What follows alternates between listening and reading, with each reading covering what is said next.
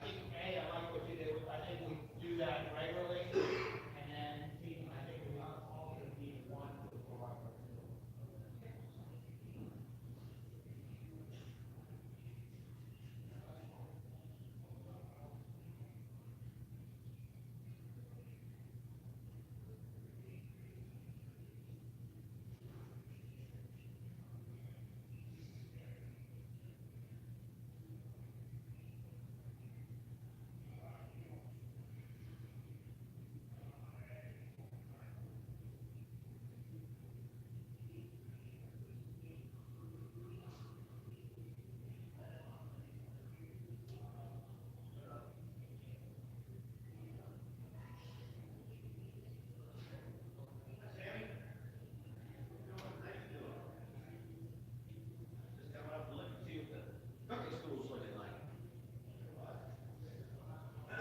How many you got?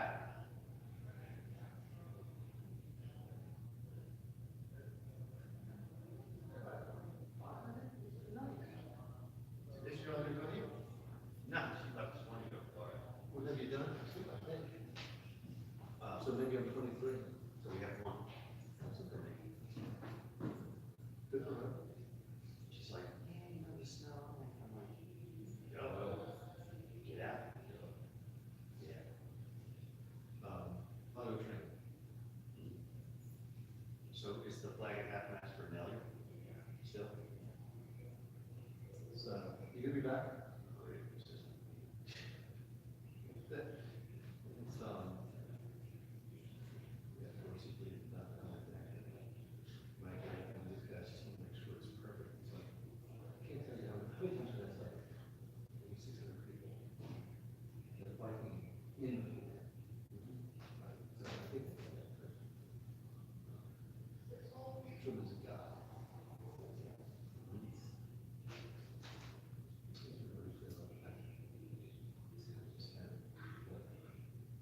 Yes, but in the days, you can have extra student. Sure can. You can, but no, you can't, because what happens when you know where to move, you got little ladies walking around, which is true. But then it's also that instructor isn't shredded. Especially for the nice.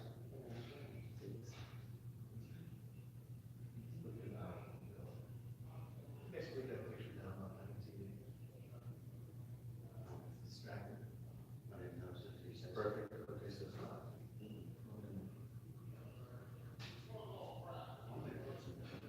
you save the top? Yeah. I'm hoping to have dinner out with my wife, still living in around. I feel like there's a lot.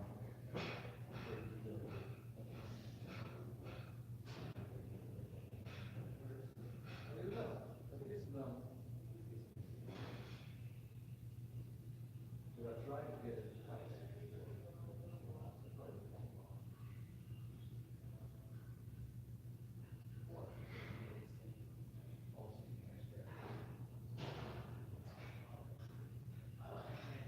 That feels good.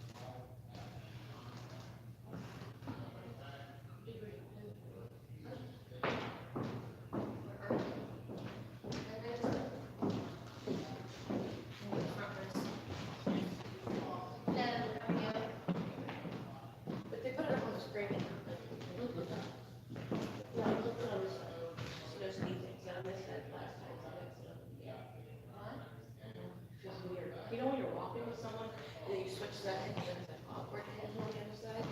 Just me.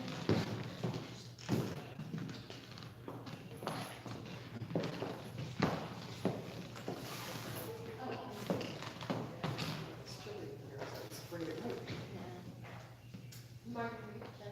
I'm Leslie Owsley, and I'm not gonna shake hands, Oh, you because I have got a it. cold, and I'm Just- hopeful that I'm not passing it on to anybody else. Oh, that's good today in the bra.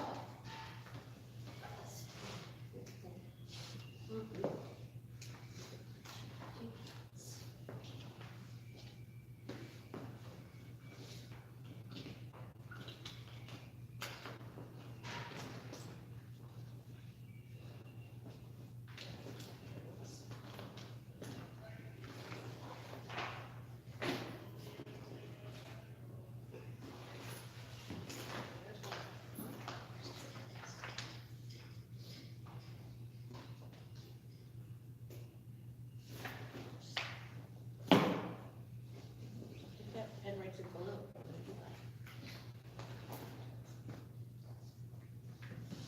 Oh, it's very warm here.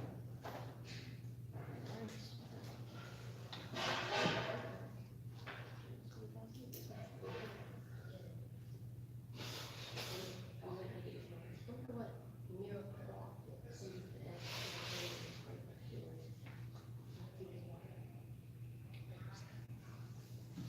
Sure.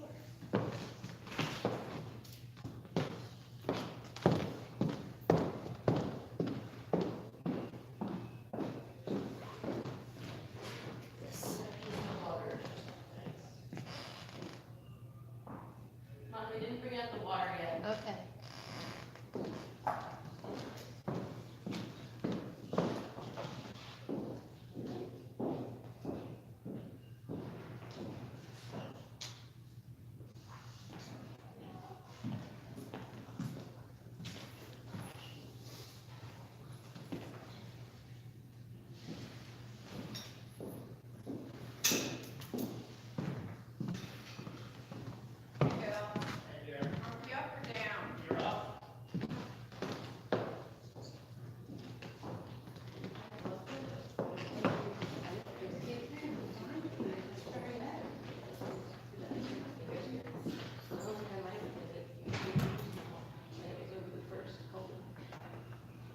Maybe your skates have been donated to the town.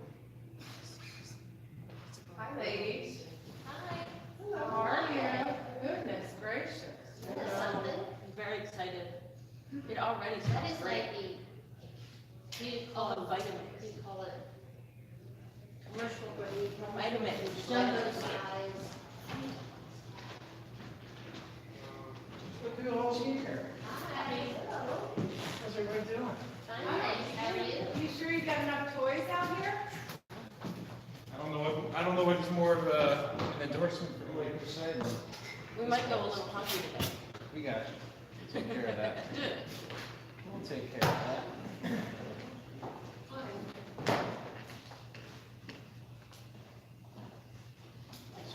Chris, you got any like pots, soup pots that I'm gonna get you? I'll bring a couple in. Brought my name, get the same exact one, same color, everything. I was like, all right, 2 peas in the pot right here.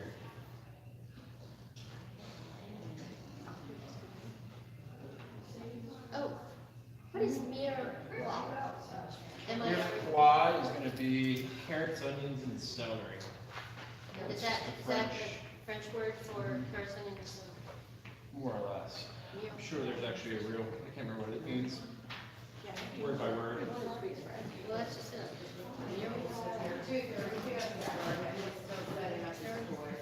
It's like the base. Camera of sorts.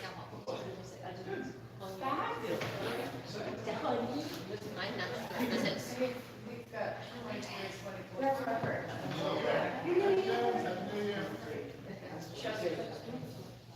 I'm in,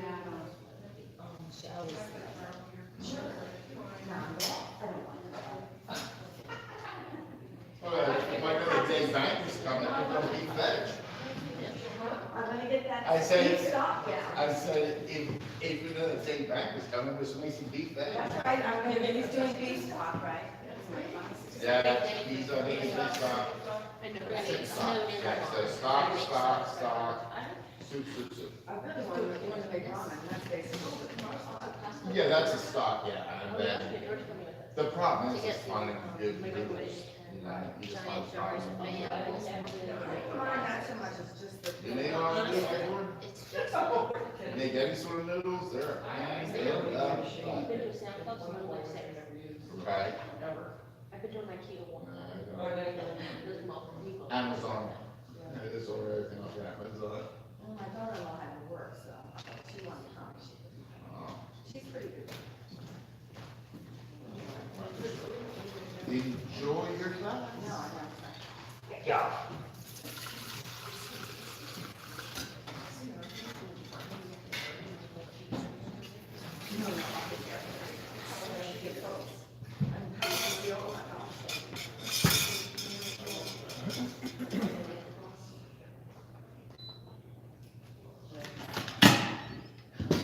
Is that a pressure cooker? Yeah, it's an Instant Pot, and, it can, yeah, pressure cooker, you can do rice in it, it's a steamer, you can make yogurt in it, it's pretty crazy, yeah. Is that a sous vide? No, it's, yeah, it's just a, like a computer, or like a fancy pressure cooker, that's all it is. Insta. Yeah, INSTA, POT, yeah. Mr. Herb, you can go grab a drink if you want, you got plenty of time.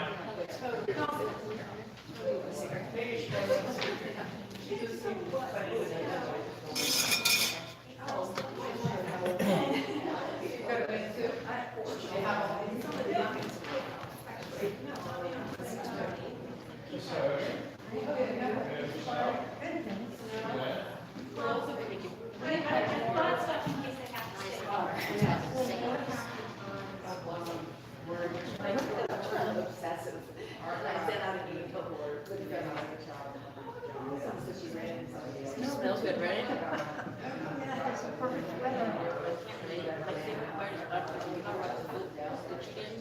She showed you how to do it. Yeah, somebody's in the house, right? I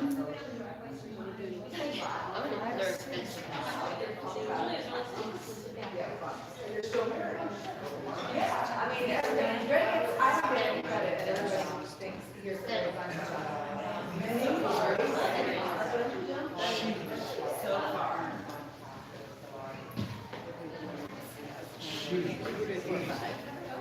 Three stops.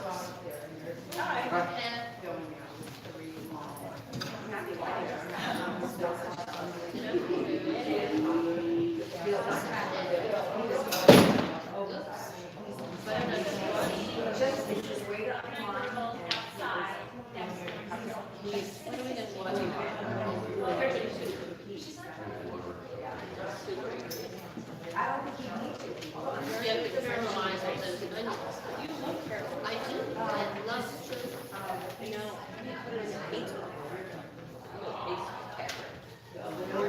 Wait for an invitation for dinner.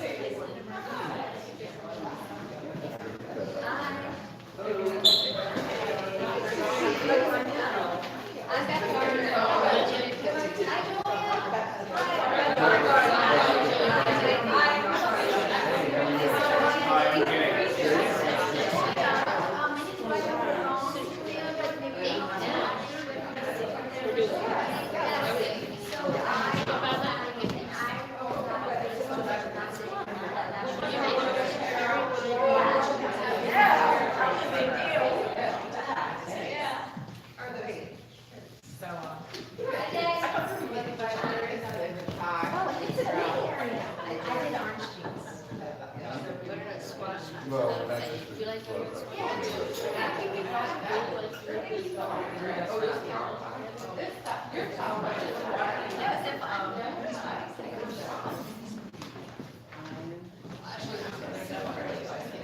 What's that?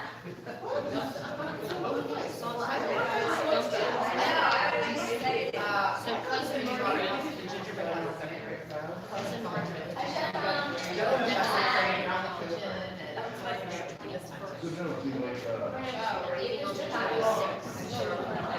See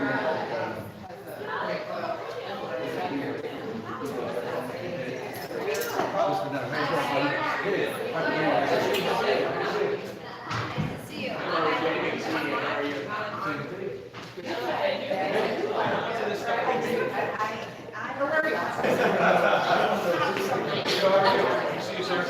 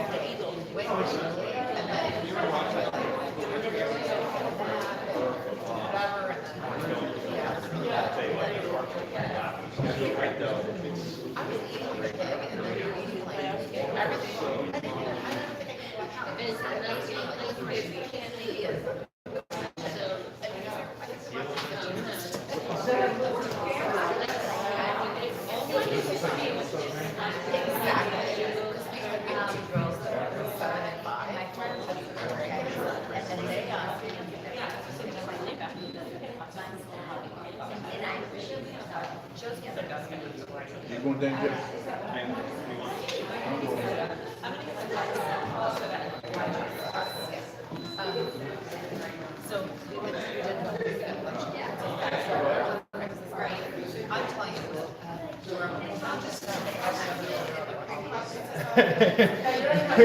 Takes a little bit to get there, but yeah. Maybe we got more people for drinks.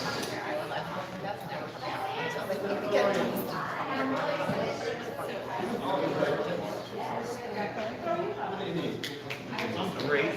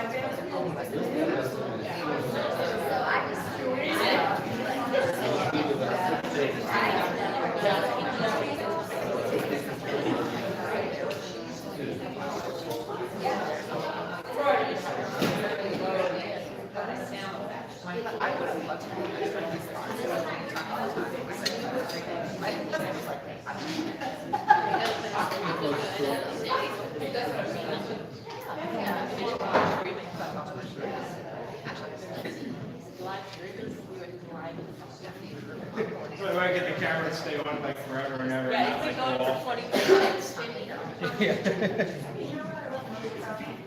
The battery doesn't die. Who are we missing? Hopefully everybody else here has watched them.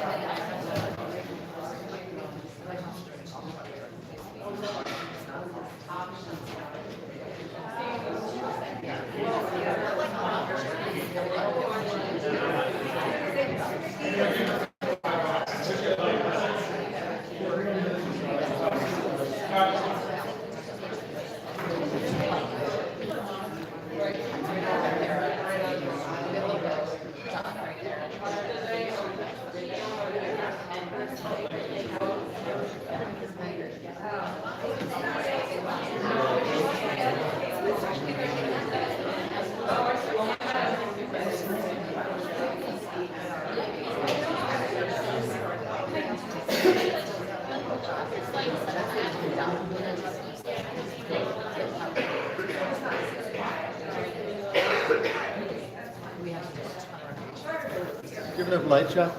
Huh? Give enough light?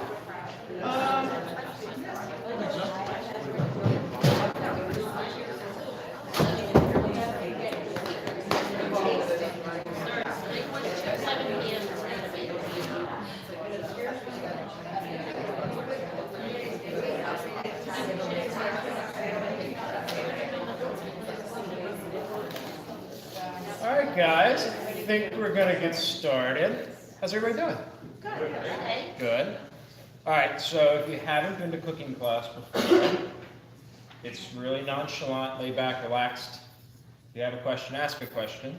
There's no dumb questions. We have people in here who don't know how to boil water, and we have people in here who can probably cook me under the table. So ask a question if you got a question. No judgment, no none of that. And we're gonna have some fun, learn some things. Soup is always a very rewarding thing to do at home. Great way to use product if you have anything sitting around in the fridge. And I'm just going to show you guys the basic skill sets, techniques for soups. Soups, I always think soups are a blank canvas.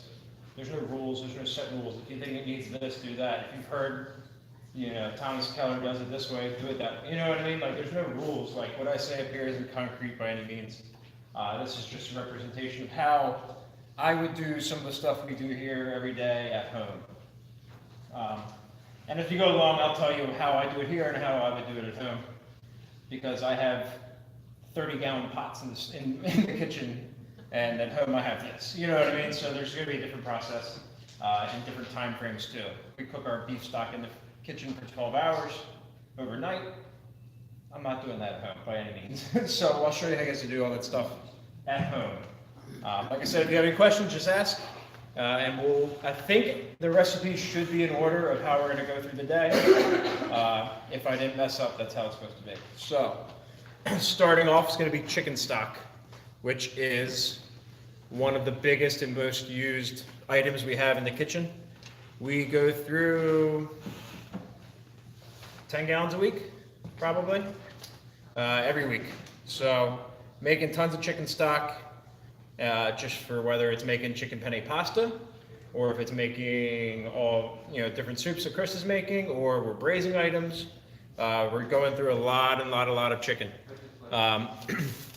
So what you can do, and I think the recipe says 5 pounds chicken bones, a pound of chicken feet if you want. I don't use chicken feet all the time, but there's certain times, especially if I know I have, if I'm doing an event where I need like some really nice sauce and I really need to get some gelatin and some texture out of the sauce, I'll get the chicken feet in. But normally, Fells Point Meat Company will send us chicken bones or chicken carcasses, and these are just whole chickens that we've broken down for the new chicken pot pie dish that's on the menu. Or chicken dumplings dish, I should say. So we take the breast off, we take the legs off, and then we're left with the carcass. I asked Taylor to leave some wings on too, because they just make a good sauce. Lots of gelatin, connective tissue in there. So I would break these down to this point. we'll throw them in the pot with some mirepoix. In this case, it's carrots, onions, and leeks. Some people will say celery as well, and that's not a wrong answer by any means. That's what I learned in culinary school. But when you tend to reduce celery down as a stock, or in a stock, or when you're making sauce, I should say, it can get a little bitter. So if we're making chicken jus, we'll take this stock and reduce it down quite a bit, almost in half, to start making a chicken sauce. And you can, if you reduce the celery down that much, it can get a little bitter. So we tend to leave it out. Tom, what's the difference between a stock and a sauce? So sauce is going to be a stock that's been flavored or altered in another way, shape, or form. Whether it be adding different herbs or spices, or wine, or vinegar. The stock is going to be very neutral, and again, this is a blank canvas. So I can add, the only thing I'm going to add to this is a sachet, which is bay leaf, black peppercorns, thyme, and parsley. And this just flavors it enough to make it taste like something. But anything after that, though, you don't need to do it. And I wrap it in cheesecloth, just so I'm not picking little black peppercorns and stuff, or any of that stuff. A lot easier. Do you put any salt in there? No salt in here yet. So if you're making a soup and you're going to use chicken stock, you can season it. But if I put in a tablespoon of salt into a gallon of water and then I reduced it down, my sauce might be too salty at that point. So I always try to salt as close to the end as possible, if I know I'm going to reduce anything down. So what I'll do is I'll get all these stocks going, and then I'll get to these, and I'll kind of come back to these, show you what you need to do while your stock's on the stove. Because it is important to skim it, because there'll be some froth and like foam, any of the congealed protein that's coming off of the chicken carcasses, and everything else. So that's something you're waiting for. So on your sheet here, you've done totally different than what it says to do here. As far as, Well, it says you're supposed to rinse the bones, put them in, and put in cold water. Yeah. Have that come up to a thing. and then skim it, yeah. Skim it, and then you put in your aromatics. Yes. and that- So, I didn't mean to do it that way, but I was gonna get to that though. do you do it that way or this way? I do it that way, just I'm talking and I goofed up. Yeah, so I washed the chicken bones, that was already done. And then you put your water in, and you put your chicken in, and that comes up. And when that comes up, you'll, it starts getting to a simmer. It's a lot easier to skim it then than it is when I got all this onions and stuff in there. I'll be fighting those tooth and nail to try to get some of that scum off the top. But yeah, that's the idea there for sure. And it was cold water.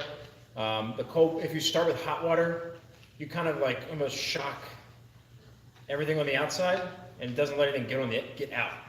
So I want all the impurities to kind of like work their way out and rise to the top. But if you start with hot water, you almost kind of sear it and lock everything in, and it doesn't let everything come out. So we'll let that do its thing. We're going to move on to the vegetable stock real quick. Like I said, we'll come back to all this stuff as we go along. Yes. Skinless chicken. It was just a whole chicken that we took the breast off and the legs off. There's a little bit of skin on the back, and that skin does add a little bit of texture, like gelatin and collagen, just to give you a nice mouthfeel. So it's not the worst thing in the world to have skin. If you go to the French Laundry, I mean, they're like really making sure it's cleaned and picked. I mean, they spend a lot of time cleaning bones and stuff, and the beef I'll show you as well. Vegetable stock we use a lot as well for any of our vegetarian dishes. Risottos, that kind of thing. Really easy to do at home, really rewarding to do at home. The idea is you don't want to cook it too long because you'll lose a lot of flavor. Because there's not a lot of it's a lot of nuanced flavor more so than anything else. So it's going to be, I think it's carrots, onions, leeks, and celery. Fennel? Fennel, there we go. I knew there's something else in there. So I throw all these in the food processor. So you're getting more surface area. Would you just put in the pot, the squeeze tube? This is just a little vegetable oil, so we'll saute it a little bit, get a little color on it, and then we'll add water. And we're just gonna get a little more flavor out of it. The Maillard reaction is caramelization. When you like sear steak, that's the Maillard reaction. When you caramelize onions, Maillard reaction. You know, I think it's the way the amino acids break down. They create more complex flavors. So we're gonna do the same thing with the vegetables. We're just gonna saute them a little bit, just to get a little color on them.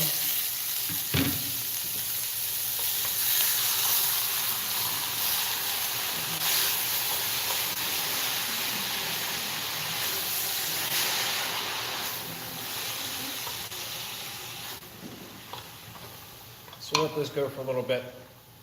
This is probably too small of a pot to do the amount I did, but that's, in there I have a big stove. So this stock, great for using all different types of products. Anything's better than water. If you need to add a little bit of this to that, anything's better than water. If you're making chicken stock or chicken soup, obviously use chicken stock. But if you wanted to make butternut squash soup, which we're doing today, you can certainly make it with water. That's not a big deal. But the more I can add to it, the more complex, the more going into it, the better.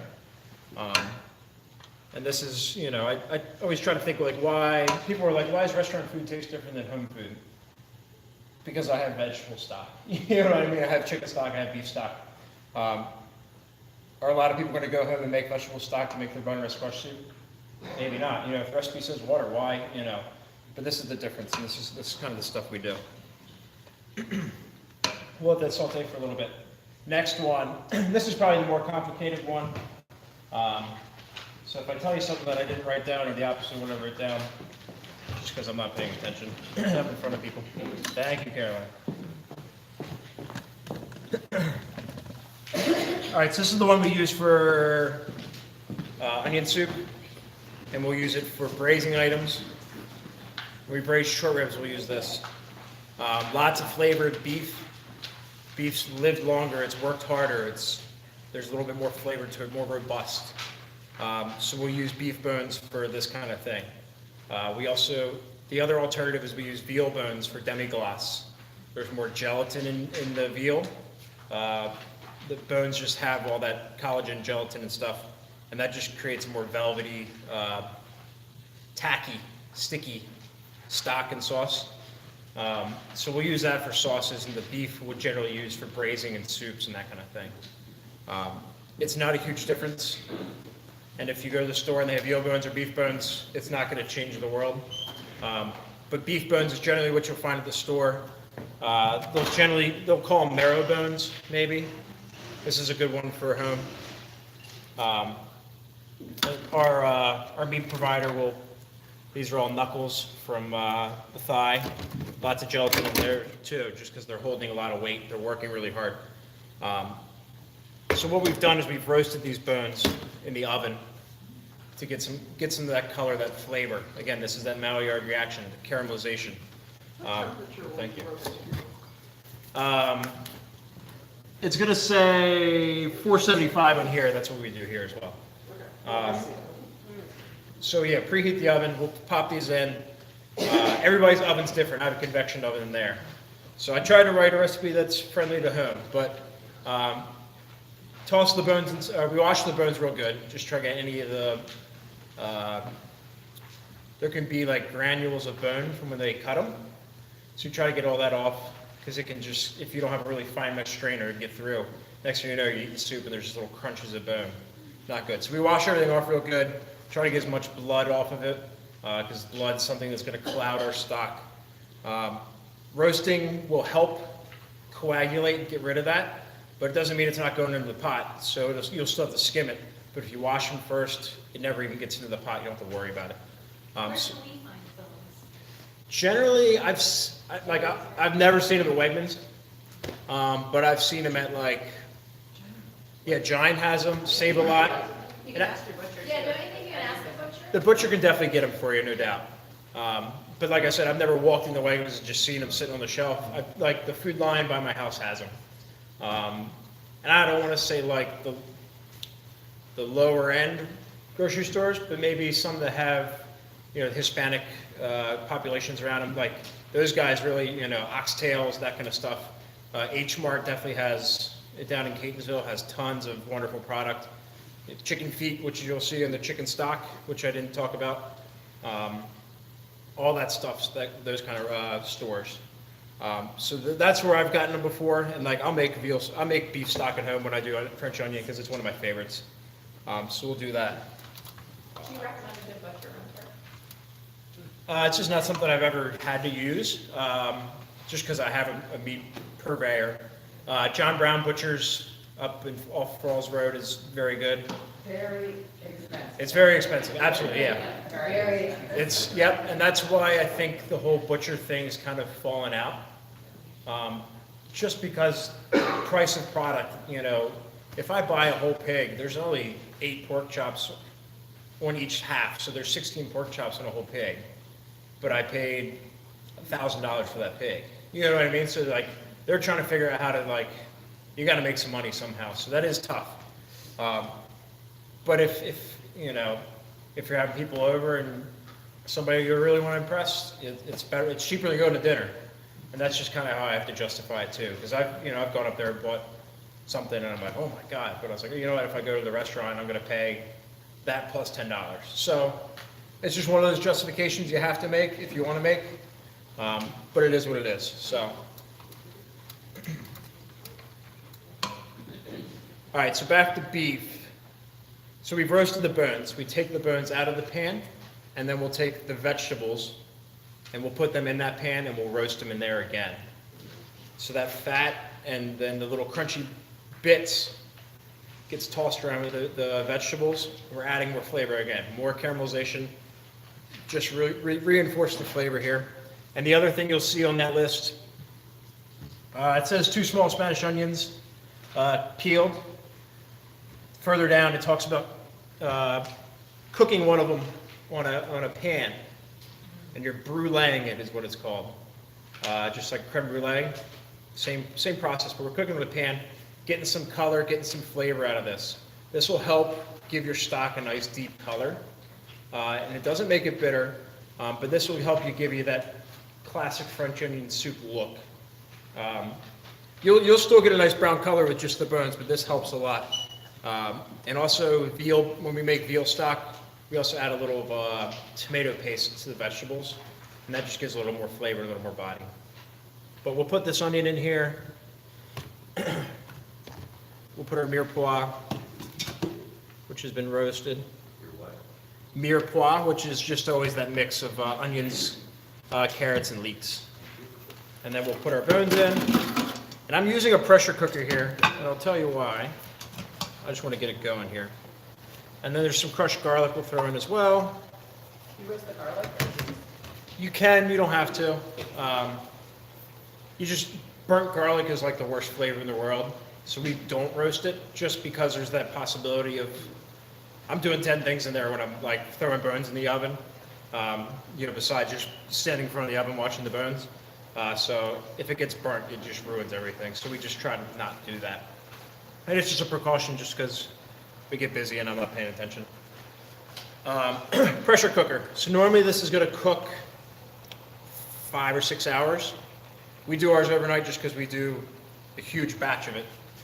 We just keep it real low and slow. But in a pressure cooker, it's cooking higher than you can on a stove. So you can cook at 212 degrees in liquid on a stove. Pressure cooker, you can probably cook, this is like 240 or something, right? It's a little higher, but it also doesn't boil, which is key with making a nice clear stock. And across the board, you never want to have your stocks boil.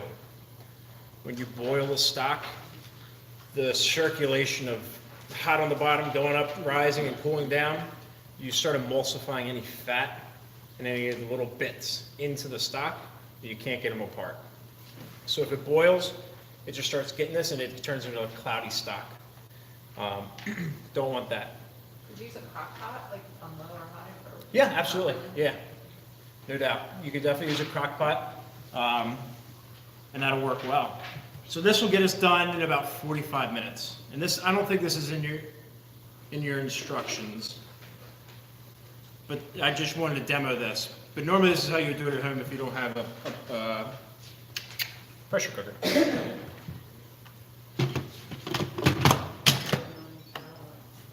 So we'll get this thing going. It'll take about 45 minutes once it heats up. All right, we'll add some water to our vegetable stock.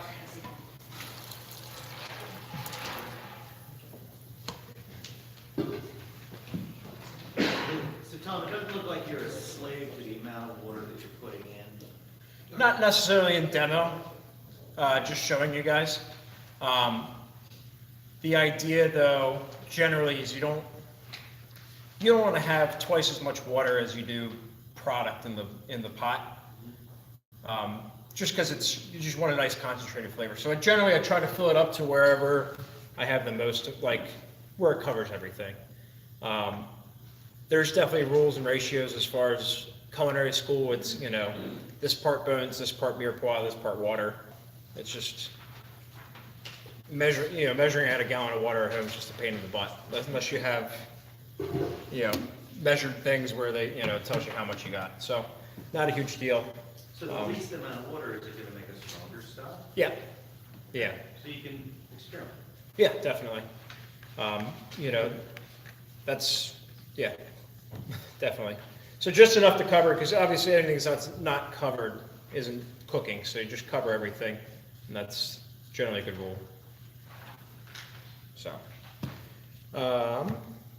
stocks. The chicken stock, I did talk about the feet, that's fine. That's got a minute. We'll come back to all these in just a second. This down. We'll start on French onion. What is it about the feet? It's chicken feet. Yeah, so what makes a good stock or makes a nice textured stock or sauce is the amount of collagen and kind of that connective tissue that breaks down, gelatin as well. Feet work hard. There's lots of little muscles and bones in there. All those tendons and stuff, they make a really good stock. So the harder anything works, the more flavor it has, but also the tougher it is. That's why if you ever try to eat chicken feet, they're like, you gotta really cook them to death.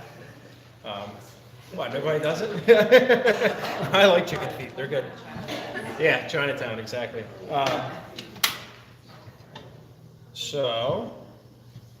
Yeah, chicken feet make a great sauce, great stock. I didn't get any in, it's just, I have to order my 50-pound boxes. I needed a pound today, so. 50 pounds of chicken feet is a quite substantial little bit. So on to French onion. French onion's super easy. It's one of those soups that the less there is, the more you have to worry about how everything goes and how well everything is done. There's no room to hide in French onion. Gumbo, you can hide a little bit because there's spices and flavor, With French onion, you got it, it's all there right in front of you. One of my biggest pet peeves in the world is if I ever go to a place and I get French soup, this long, dangly onion drives me up the wall. Like a soup spoon's a certain size, and you should keep your onions that size and no bigger, because if that thing's dangling all over the place and it messes up your nice shirt or your nice dress, worst thing in the world. And it only takes 2 extra seconds to cut them the right size.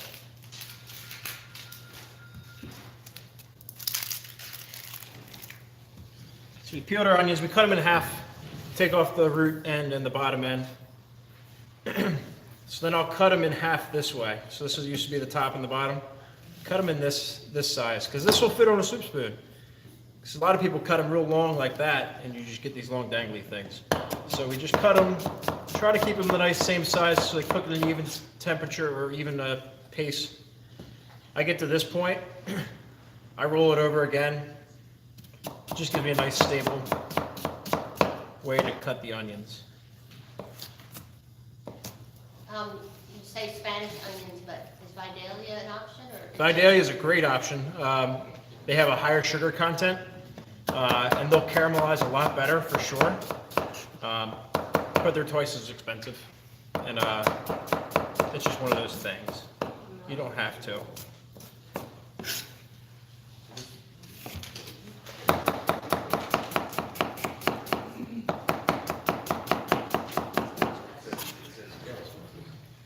Huh? Yellow onion or? Yellow onion, Spanish onion, they're all the same. More or less. Chef Tom, what's your trick to not find the onions in your eye? Oh, there's absolutely no trick. You can't fight it. No, not at all. Maybe goggles, I don't know. I bawl my eyes out every time I'm in the back of the kitchen cutting up onions. So, at this point, we would take these onions, we'd stick them in our pot with some butter and start cooking them and cooking them and cooking them. So, the first hour, there's gonna be a lot of liquid in the pan. They're gonna bubble and kind of do their thing there. But after that first hour, they really start to kind of evaporate and get a little stickier. And then I really turn the heat down and I just stir. Every 15 minutes I go by, stir it, stir it, stir it. This is, what do I do? This is whatever the recipe is, 8 pounds or 8 onions. 8 pounds. Yeah, that's what 8 pounds turns into when I'm all done. So we really cook them down, really take our time, and I think it took me 4 or 5 hours the other day to get them to this point. You can really crank it and do it fast, but you're not breaking them down into the complex caramelized flavor that they're supposed to be. You can saute this real hot and get them brown, that's not a problem, but they're not going to be sweet. This is like candy sweet. So this is the way to do it. It really does take that long. So by the magic of TV, we'll start making the soup with these.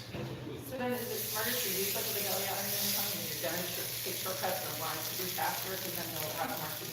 I would imagine, yeah, the Vidalia onion's not going to take as long for sure, just because the sugar content's already that much higher. So, thank you, Carolyn.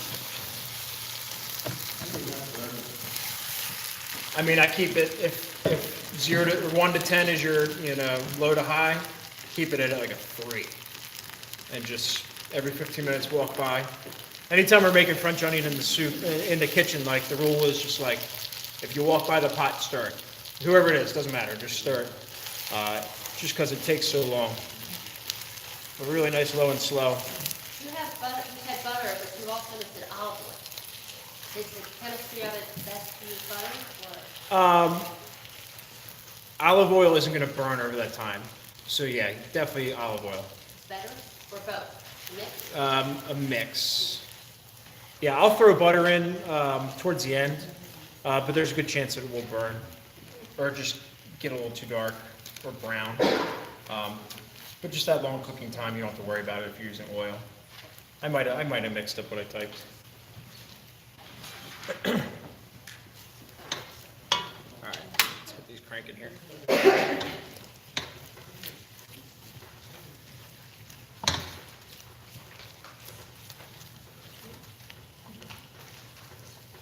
I was lucky enough, it was funny, I was telling somebody earlier, I asked Chris, I was like, hey, you have any nice pots at home to bring in, instead of like these little silver gray things we have? He goes, yeah, I'll bring them in. And he brought in 2 Le Creuset, and I brought in the same one, same color and everything. It's just like, oh my God, like, if we weren't already like similar people.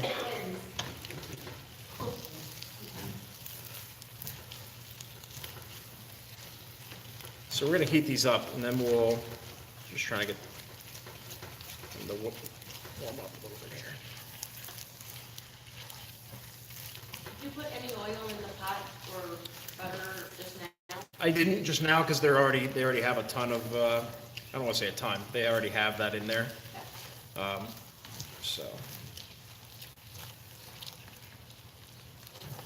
You're just heating it up.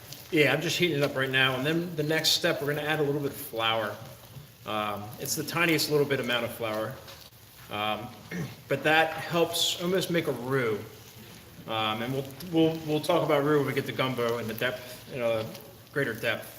But roux, you're just looking for, it's fat and flour, and it helps thicken your sauce or your liquid or your soup or whatever you're making. So we add just a little bit of flour to this, and it just gives a little bit of body to it. I'm not trying to make it like beef stew, just, you don't want it to be water. Is Now, I have two celiacs at home. So Yes. what can we use for flour that's? You can leave it out. I mean, I think it's, the recipe calls for a tablespoon or something, a teaspoon and a half. Yeah, you can just leave it out. It's You know, fine. there's like tapioca flour and rice flour and cauliflower. Yeah, even cornstarch. You could add just the tiniest touch of cornstarch just to bring it together a little bit. It wouldn't be the worst thing.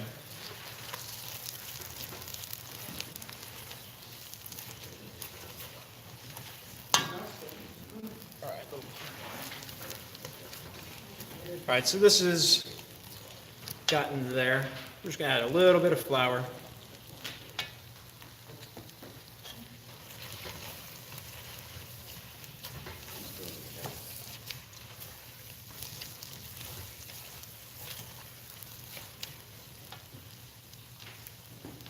Looks like more than a tablespoon. I think I ended up doubling the recipe here. Yeah, that's what, I'm looking at it and I don't know if somebody measured it out for me right or not.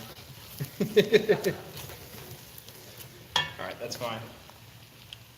So I already have beef stock done because I wasn't gonna wait for this.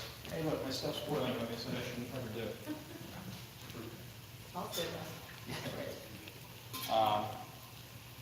So, like I said, not supposed to add the vegetables first. Goofed up. But there's going to be all this scum over here. Let me grab this pan real quick. Ugh. Oh, I can really see it.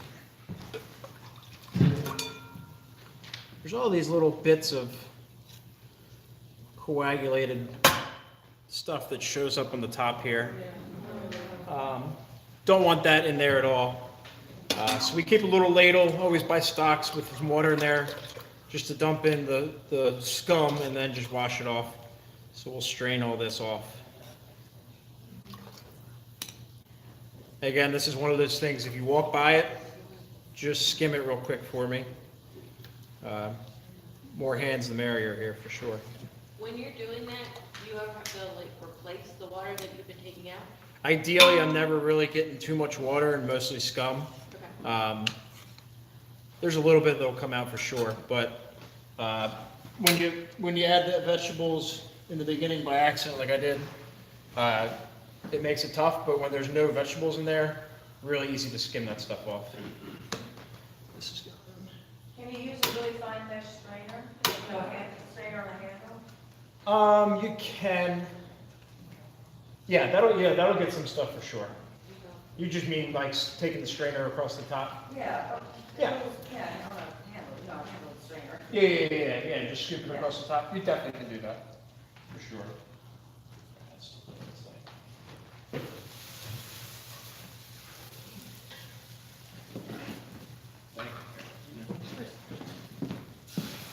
we're gonna add our beef stock here.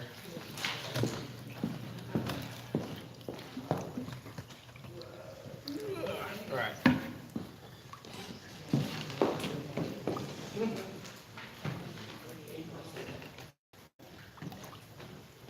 So we're gonna let that come up, and then we'll season it a little bit with some sherry vinegar. There it is.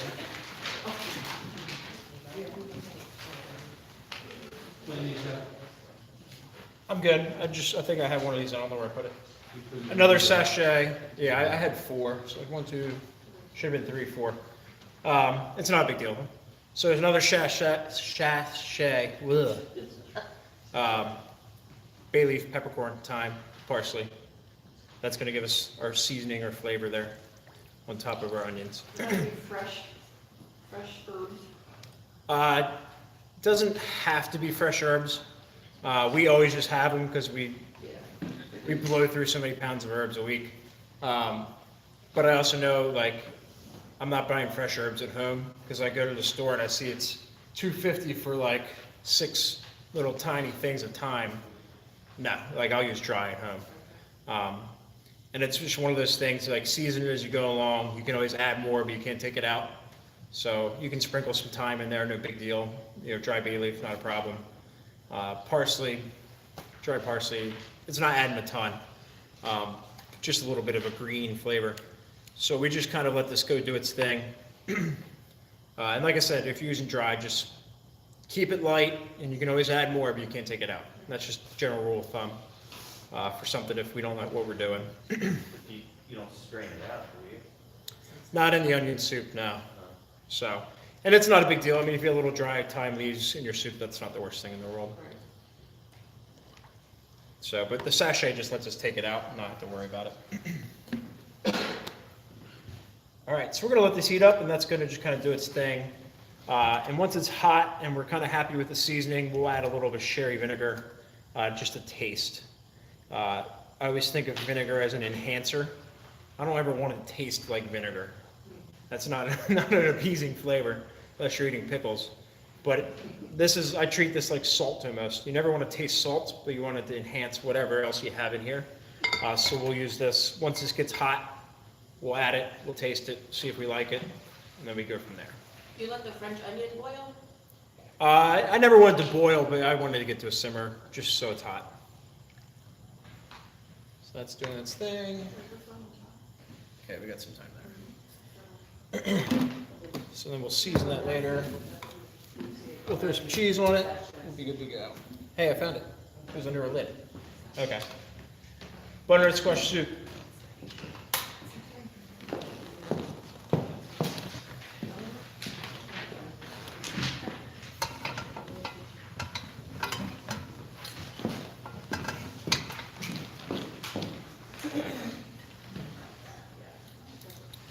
Alex, can you ask Taylor for butternut squash? Just one. I'll show you how to break one down too. What time is it? Quarter after 3. Butternut squash time. Sweet.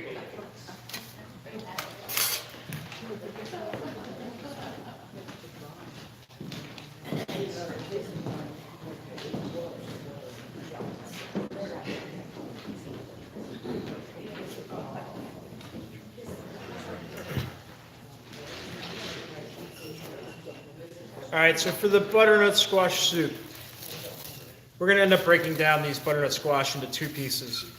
And by no means is this a hard rule of how you want to do it or have to do it. So we'll dice some, and then we'll also roast some. Adding some of that nice roasted flavor. Again, just enhancing it, making it a little bit more complex, a little nicer. And also cutting up these bulbs is a little bit more of a pain in the butt than anybody likes, especially me. All right, so real quick, I'll show you guys how to cut up butternut squash, just to make it real easy. I always use gloves when I cut butternut squash. There's like something in them that's sticky, and it's really hard to wash off.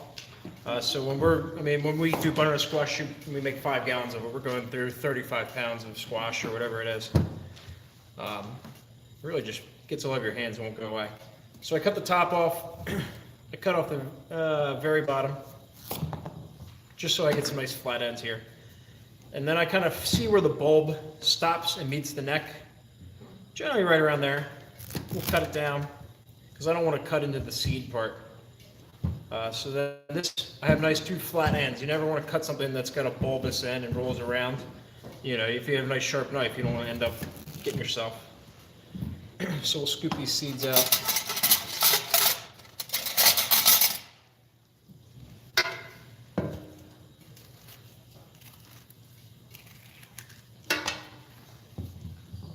And we'll leave the skin on these, and these will make it a lot easier to scoop out the flesh. So we'll toss these in a little bit of vegetable oil, salt, pepper, throw them in the oven, cook them until they're nice and soft. If you get impatient, you cook them a little too under, it just makes it that much harder to scoop. It's going to get pureed anyway, so you don't have to worry about it getting cooked too much.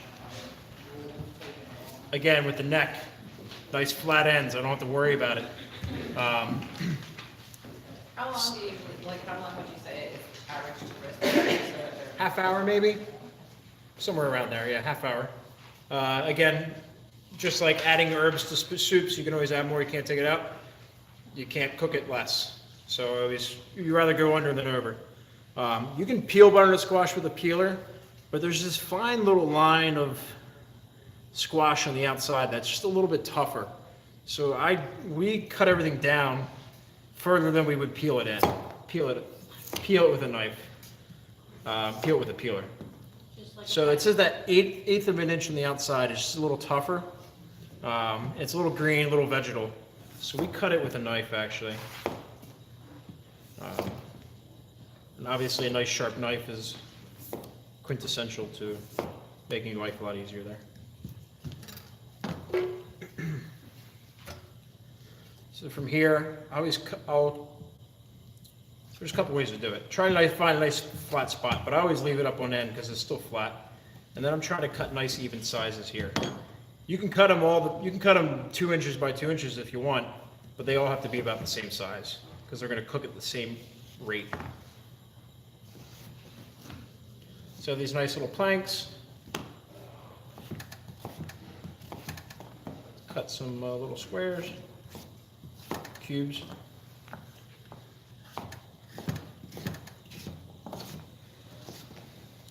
We always joke it gets to be about butternut squash season or acorn squash. Everybody's callus on their knife hand right here really steps up.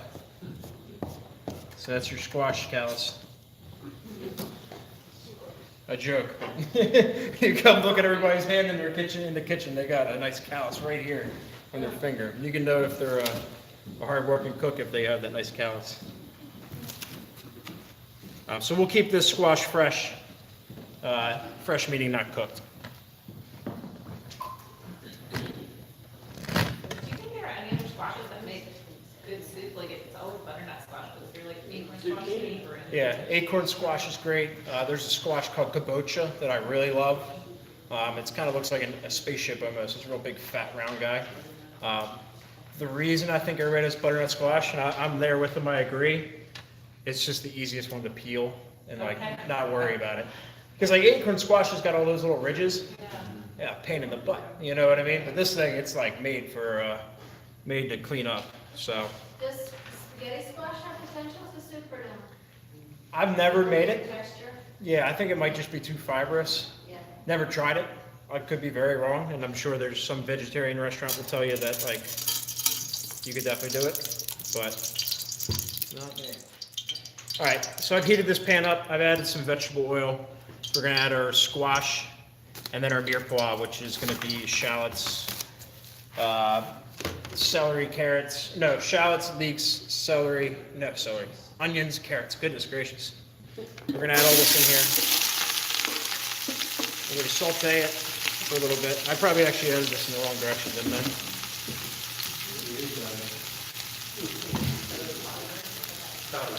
Nope, I got it right. All right, I got it right.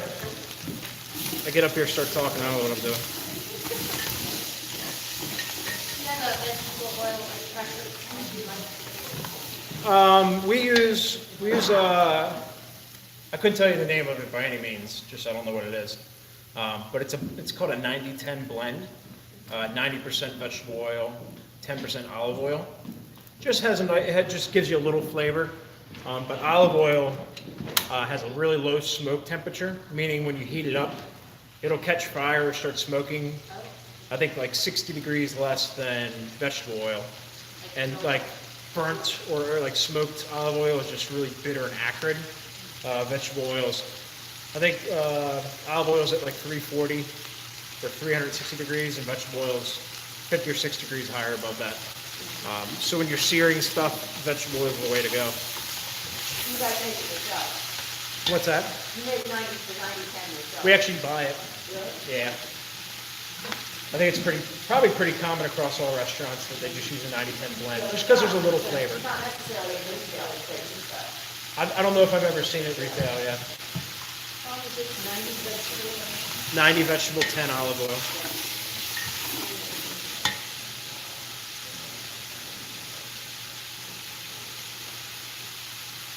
Back with the onion soup real quick. You just want to make sure you do stir it while you're heating it up because the onions are obviously heavier than water. They'll sink to the bottom. And if I have a crank just trying to get this little burner to keep going, but there's a good chance they could scorch on the bottom. So just make sure you're stirring it while you're doing your thing. That's working.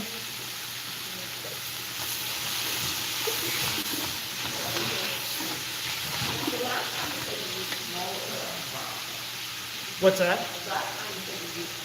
Yeah, I guess it is canola oil we use. I don't know if I interchangeably say vegetable oil and canola oil, but it is canola. You're right. Yes, yes, definitely. And I honestly don't know if I know the difference too much, in the sense that technically what the difference is. So we're gonna saute all this. We're gonna saute this just for a couple minutes, just until it starts getting soft. Doesn't have to be crazy, like melt it down and really soft, but because we're gonna end up adding some stock to this.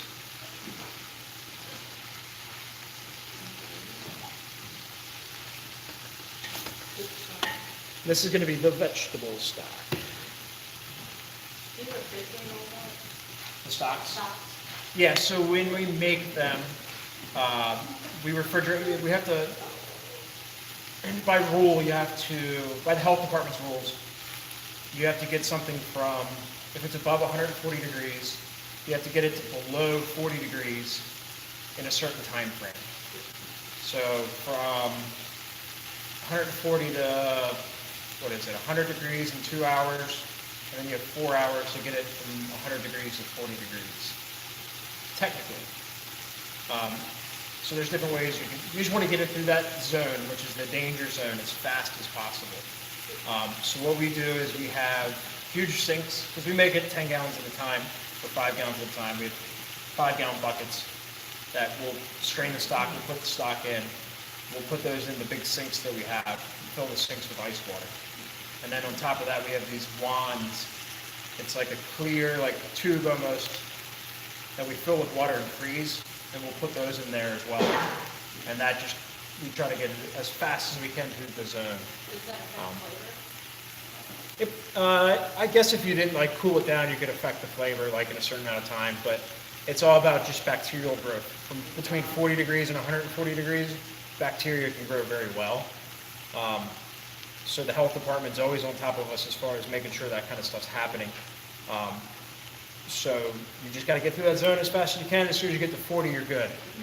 We try not to have any stocks in the refrigerator for more than 2 days, 2 or 3 days, and then if it's going to be in there longer, we'll bring it up to a boil and we'll go through the whole process of bringing it down again, just in case there's anything that's in there.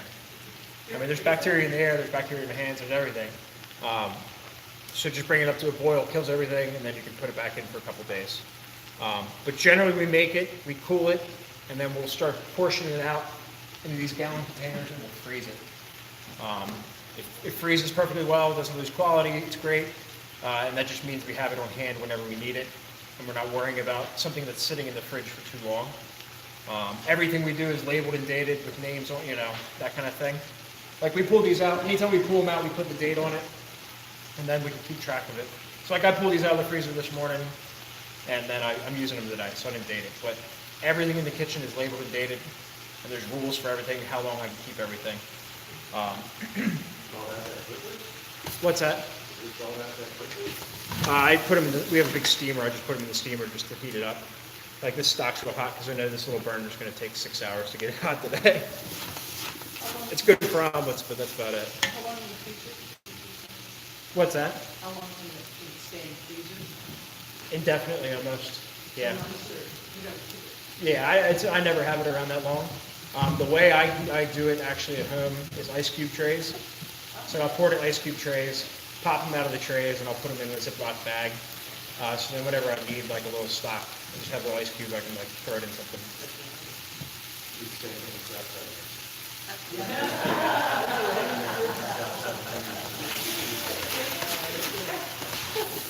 think what's more quality is to leave that much I tell you what, we keep them for as long as they stay intact. But we go through a lot of mayonnaise too. Crab cakes. Oh, you do like a wedding for 200 crab cakes, you're going through like 4 gallons of mayonnaise. So after you've made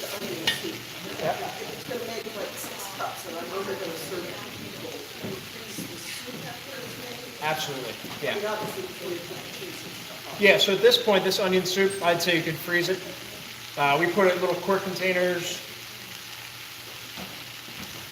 We have a lot of these, we buy a lot of these, we use these, we save them, again, until they fall apart. We'll make a bunch of soup and we'll put whatever we don't sell in, 3 days into these. And you can freeze it and then use, pull it out down the road. There's certain soups I wouldn't freeze as far as if they have a lot of cream in them, there's a good chance they split. Anything that's got a lot of fresh vegetables in it, it's maybe not going to turn out super fresh on the way back. So there's certain ones we just, we'll freeze or we'll freeze at a certain point and we'll add fresh vegetables when it comes out. Beef stew, I wouldn't put the peas and carrots and all that in. When we take it out of the freezer, you can add it then. So it's just one of those things. We'll do if we know if we're heading into a time of the year where, we don't have a ton of time to make soup. But we try to make everything as fresh as we can every week. So this has been cooking for a little while. Everything's starting to sweat down, get a little softer. We're going to add our butternut squash and garlic.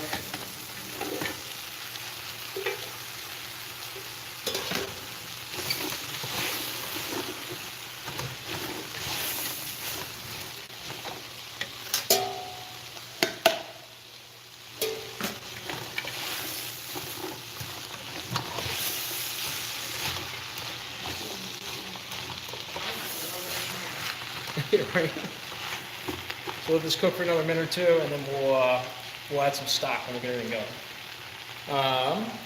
Soup came to a boil over here. We'll taste this. We'll see if we like it. You're making all these huge bags of everything, so it's really efficient soup. But if we were gonna wanna do shortcuts at home, like what's the one thing that we should do shortcut, and what's the good thing to shortcut? Is there a specific one you're wondering about, or? At least just in general, I don't know, like stock, for instance, like blind bone kind of thing, like are there any good things in stock, or are there any steps here that you're like, here's what you can do versus? Yeah, and I totally agree with stock is kind of one of those things. We were joking in the kitchen today, like, we're going to teach everybody how to make stock so they can go out and buy stock. It's just one of those things. But as far as how I want to give anybody ambitious enough all the information as to how we do things here. How often do I make stocks at home? Not that, you know what I mean? I'm not going home and making veal stock once a week and killing myself. If it's Monday night and I actually feel like cooking, I'll go buy a thing of beef broth or whatever, whether it's Swanson's or whatever the brand is, Wegmans. At that point, I don't know which ones I prefer. I think I always grab a different one just to see, like, kind of work my way through the list. Just more as an inquisitive person, like which one do I like more than the other one?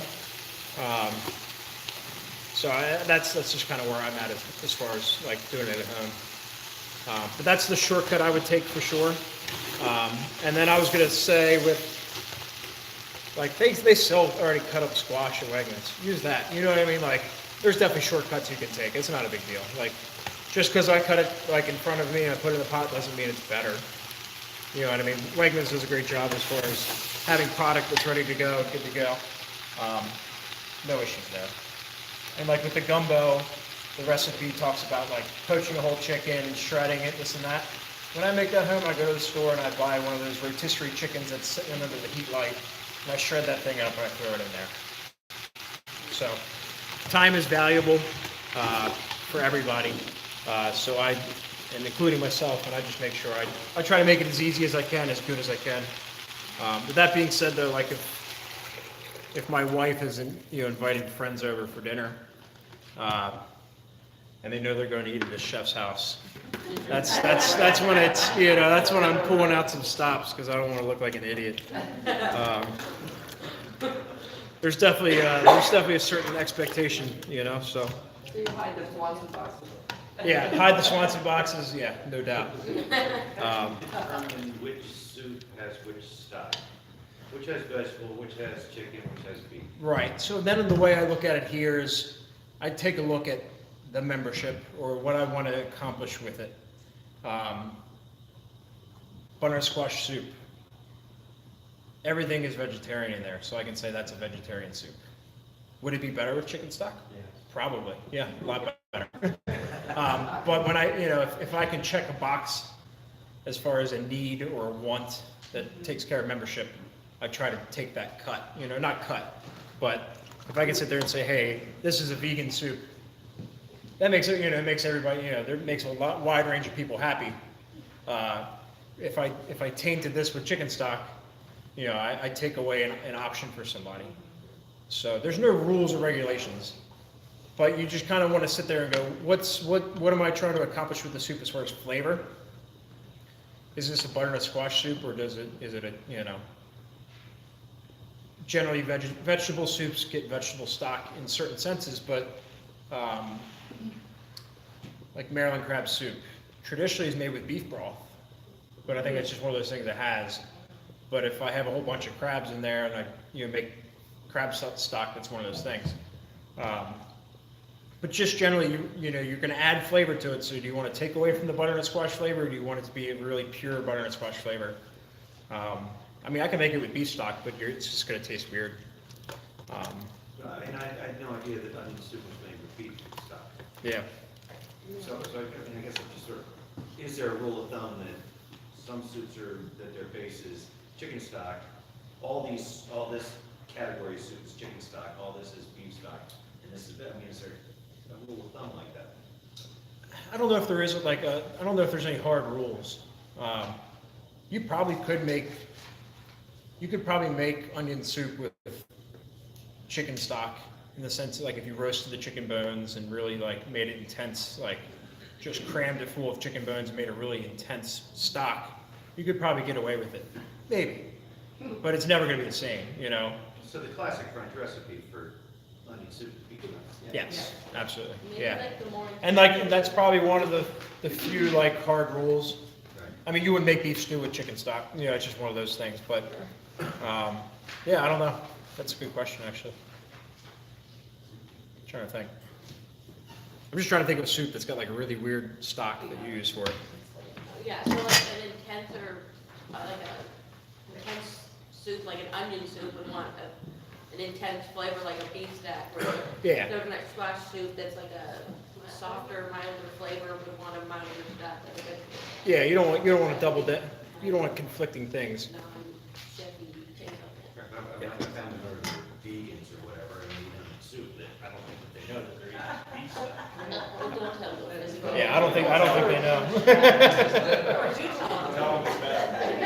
Well, after they eat it, of course. We want that entertainment. All right, so French onion.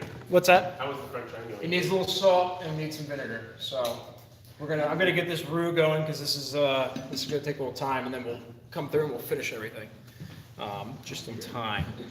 So I worked at a Cajun restaurant when I was in culinary school. The owner was a guy named Dave Prudhomme, and his uncle was Paul Prudhomme, who was the 1980s big chef, literally big as well. But he was blackening everything. That was the guy who did the black and red fish, and that was his thing. So Dave was the owner. Dave grew up in Opelousas, Louisiana, or wherever it was. And I worked for him for 2 years, and I learned a lot of stuff.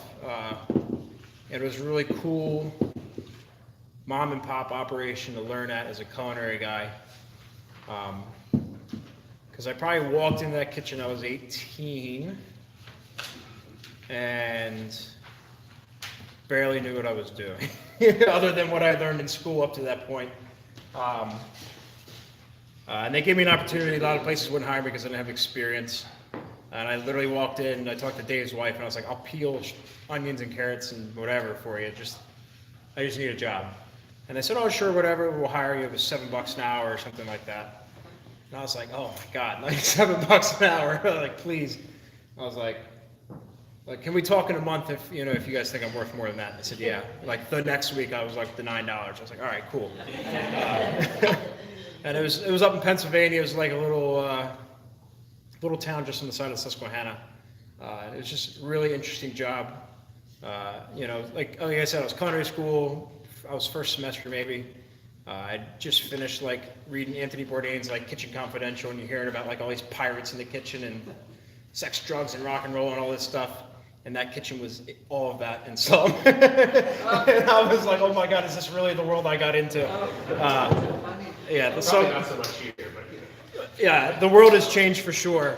Country clubs are way different for sure as well. But that kitchen, I moved up through the ranks very quickly from guys who went on benders or disappeared or got locked up. It was pretty interesting. So we're gonna make some roux.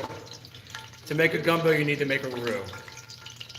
Roux is gonna be equal parts fat and flour. Let's get a little water in that pot. If you're making roux for macaroni and cheese or something like that, where you're not going to cook the roux very long, you're going to use butter. Butter does burn, and it will burn at a certain temperature, or if you cook it for too long.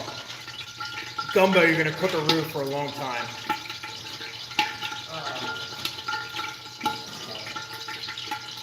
So you're going to cook a roux for a long time. Generally, I always tell everybody it's a 2-beer roux. That's kind of what Dave always told us, and Dave did when he made gumbo. It takes about that long to make a roux. However long it takes you to drink 2 beers, that's kind of where you're at. So what we're going to do here, we put the oil in, we're going to make sure the oil's hot. Then we're going to add our flour. And just sprinkle this in. Nice and even. so again, is there any kind of gluten-free flour? I'm gonna have to I'll find out about that, because that's really interesting. Yeah, it's a tough one here. I mean, Is this one like 1 cup of oil to 1 cup flour sort of thing? Yep, absolutely, yeah. So 1 cup flour, 1 cup oil for roux at any point. It's always gonna be a fat. Like I said, it can be butter, it can be bacon grease, it can be schmaltz, if you have it from chickens, anything and everything, pork lard. So it's always 1-to-1 as far as that. So we're going to cook this. You want to stir this constantly. There's no stopping. There's no going to take a phone call. There's no going to smoke a cigarette. Your beer is going to be right here, and you're going to do this until you finish your second beer. You can control how fast this is going to go, obviously, with the heat that you have. I've never made a roux or a gumbo roux on one of these portable stoves, so we're going to see how this goes. But again, you can take your time with this, and it could take 4 beers, but we're going to try to do 2 beers, 2 fast beers. So you're going to always stir it. You want to make sure you're stirring the entire pot. You're not missing any spots, because if you start burning that flour, it's going to be bitter, and you're going to have to start all over again, and it's ruined. So we're just going to keep going and stirring this thing. And we're going to look for a nice color, almost of chocolate milk. And this is going to take a little while.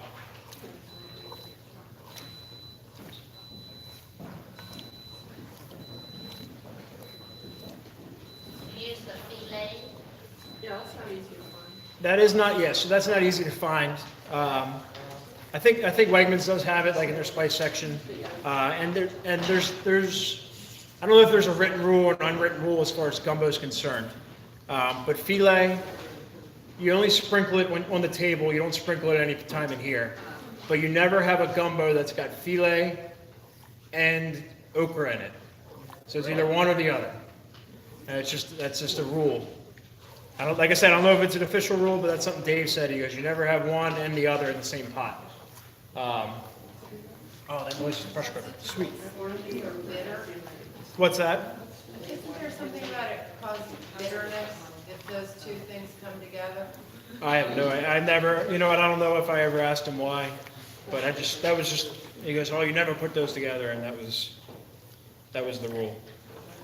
So this roux looks a little light, or not light, liquidy, and that will be the case for quite a little while. Flour does have moisture in it.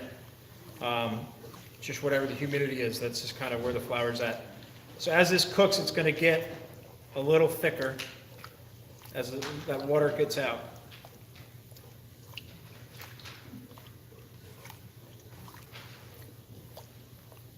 You have to have patience.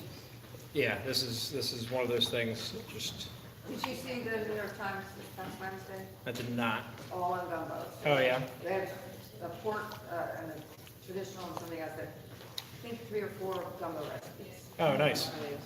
I should have just taken one of those and put it in here. It's a lot easier than typing all this stuff up. Want me to stir that for you? Can if you want. The assistant coming out. This is one vodka. Not 2 beer. So I will tell you, this is Roux, they call Roux, when you're making gumbo, Cajun napalm. Because if it splashes on your hand, you will be, yeah, it won't be fun.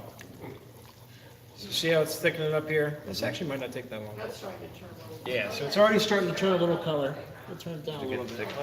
Yeah, so it'll start thickening up a little bit.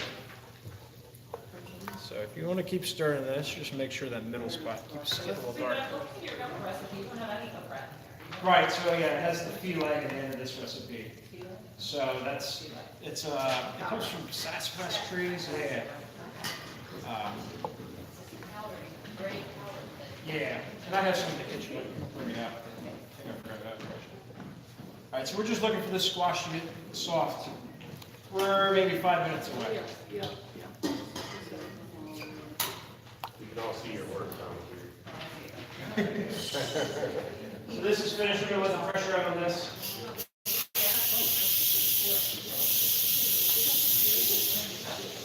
I'll make it nice.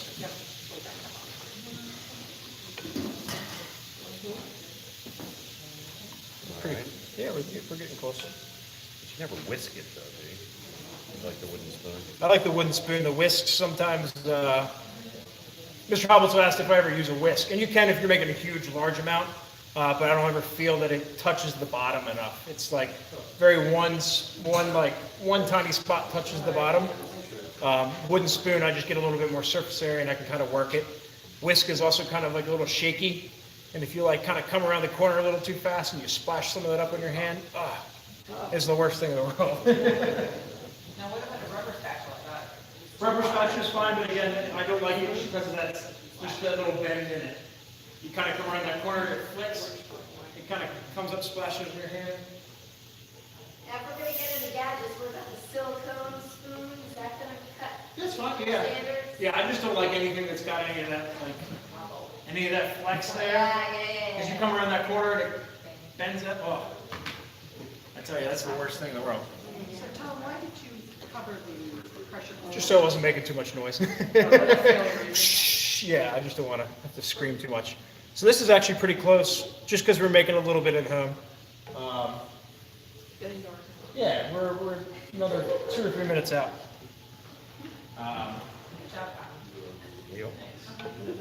Anybody have the time? Quarter to. Quarter to 4? All right, we're coming in on the stretch here.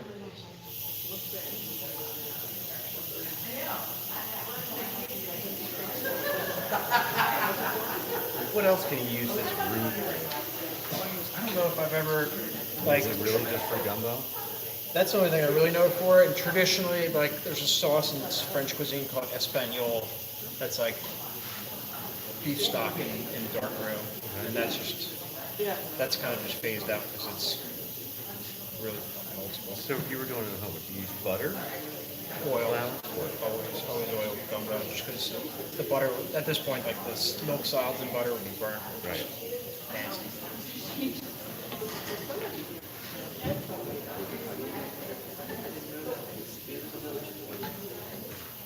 You're doing both, boiled squash, just roasted. Yeah. And some flavor or something. Yeah, so I'm just watching Mr. Hobbins's roux real quick, because we're pretty close. Then we'll go from there.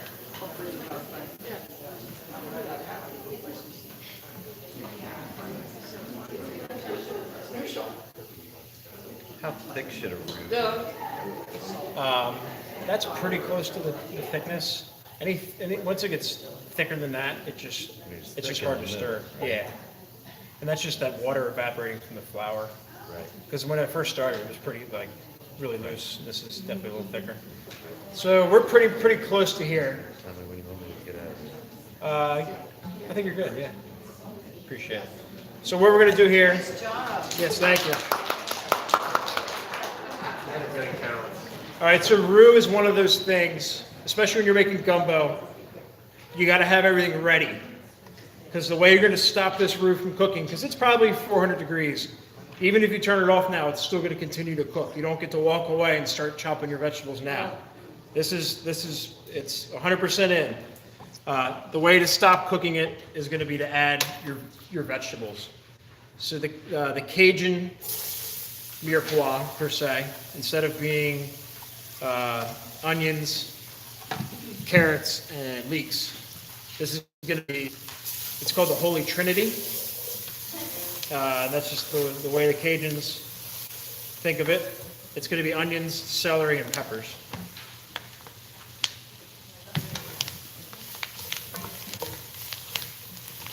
So this immediately starts cooling down this roux and stops the cooking. It's never gonna go, at this point, you've dropped in a whole bunch of things, and it just chills it down right a good bit.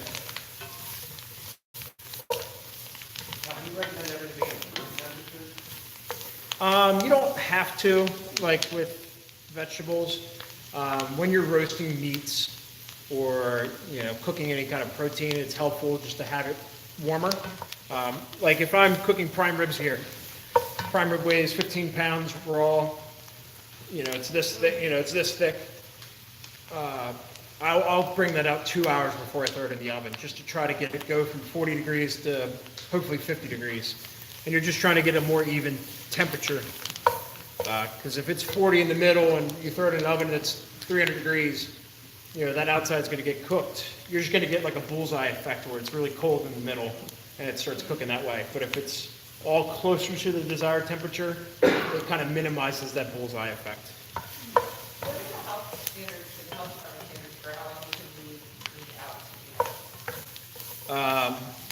So technically, you're allowed to you can keep something out of the fridge for 2 hours and still be able to use it. Put it back in the fridge and chill it down and be fine. Anything more than 2 hours is a little dicey. Anything after 4 hours, you gotta throw it out. By the health department's rules.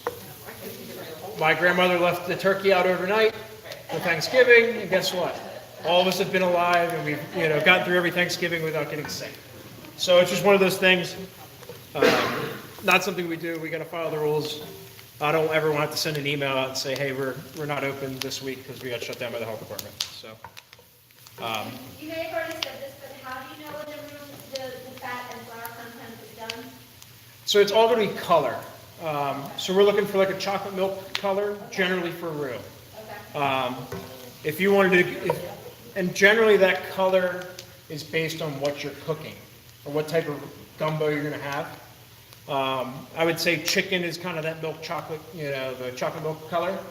If I was going to do crayfish and shrimp, I might keep it a little lighter. Because the darker the roux that is, the more flavor it's coming in. And you don't want to bury whatever you're putting in there. So shrimp's really nice, delicate flavor. I keep that maybe a little more tan or beige. If I was cooking something like some of these crazy, like they do pork liver or this and that, something that's got a lot of flavor, I might cook it a little darker. So it's just, again, like venison gumbo or duck gumbo, a lot of flavor in there. I'm going a little darker. And I can tell you I've had more weird gumbos when I worked up in Pennsylvania than I'd ever care to admit, whether it was squirrel or raccoon, or it just tried a lot of stuff. How about making the roux ahead? I went to Yep. a cooking school and they would make, because it takes so long, is that you can make a big batch of it and then you just have it in the refrigerator. Yep. Yeah, so what Dave would do up there, because we make gumbo every week, he would make a huge batch. I mean, like, it was like 5 pounds flour, 5 pounds oil, or, whatever the equal portions was. And he'd always have it in the fridge. So then we always knew the recipe was, whatever it was, 1 pound of cooked roux into the pot and kind of start from there. You can also make roux in the oven. Get a rimmed baking sheet, mix it all together, throw it in the oven. Really nice even heat. There's not a direct heat like burning the bottom. You can do that. I never have. But I know that's something you can do. And I'm sure if you looked online and said, hey, your roux in the oven, there'd be a video and you can find all that. Yep, so I added some sausage, which is just andouille sausage. That's got some spice and flavor into it. So that'll start cooking a little bit. And then we'll add the stock here. This is gonna be chicken stock because we're making a chicken and sausage gumbo. Sausage is cooked, so andouille sausage is gonna be a smoked pork sausage, meaning smoked, it's already been cooked and cooked all the way through. Stumbling all over there. I didn't add okra today. It's just one of those things like access to okra is whatever. I mean, they have frozen okra and it does a good job. But just one thing, I didn't do it. Did you add the bay leaves and all that? Not yet. So we'll add all that here in a second. Oh, because you added that, you called for that before the. sauce. Yeah. Oh, I'm looking around. I think Okay. I forgot. I left the cayenne in the kitchen and stuff. Okay, normally you put that right in. Bay leaf and all that stuff. Here we go. We found it. Yeah. So basically, a gumbo is anything that has the roux as a base, and you throw whatever you want. Absolutely. Besides it, in addition to the chili. Yep. So yeah, you need celery, peppers, and onions, roux, and that's it. Whatever you want in there. And it's a technique, and you just kind of go from there. So we'll let this kind of come up. A general rule of thumb with roux, the darker the roux, the less thickening power that it has. So if you're making macaroni and cheese and you use a blonde roux, which is barely cooked, really light, same color as the inside of the pot, that has a lot of thickening power. Generally, 1 pound of a pound of butter, a pound of flour will thicken 1 gallon of cream or milk. But if you were to cook it dark like this, it wouldn't make it that thick. Like a new burger. I would have thought the opposite. To be a traditional gumbos, so half green peppers. No, it could be red, it could be, yeah. I thought I had no over, that's what the. Yeah, it can be red, it can be yellow, it can be orange peppers, whatever you want. Generally, the Cajun cuisine came out of necessity. They don't throw anything away. And it was always just like, this is what we have, this is what we use. You know, it might be frog's legs one day, it might be raccoon the next. Sort of, yeah, muskrat, yep. Tom, I noticed that you, with this one, you put more stock in than what was in there already? In here? This stock over here? Yeah. But I just kind of fill it up to the top of the pot here, and I can't remember exactly what the recipe said as far as how much. Covered, you said earlier, covered. this one's like how much? Yeah. I don't know, oh, the stock. Oh, so, yeah, I forgot what I did here. At the beginning of this recipe, I have a recipe for cooking the chicken and making your stock at the same time. Because you boil the chicken in the water, and then you use that water you boiled the chicken in to make the stock. There you go.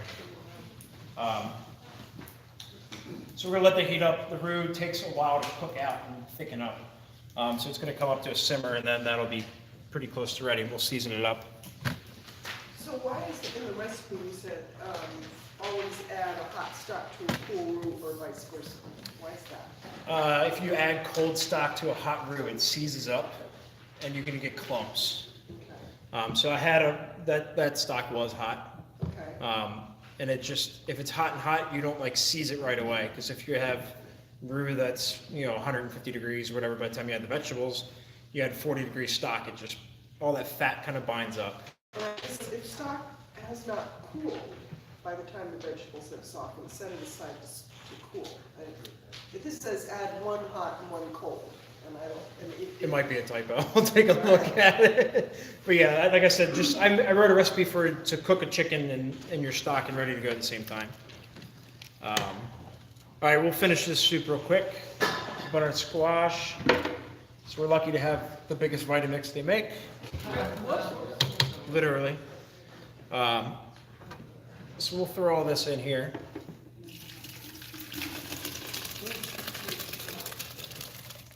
You could use an immersion, whatever they call it. Yeah, stick blender, absolutely. I'm going to take some of this out too. So we have this, and we're going to take some of this roasted squash that we have, and we'll scoop this out.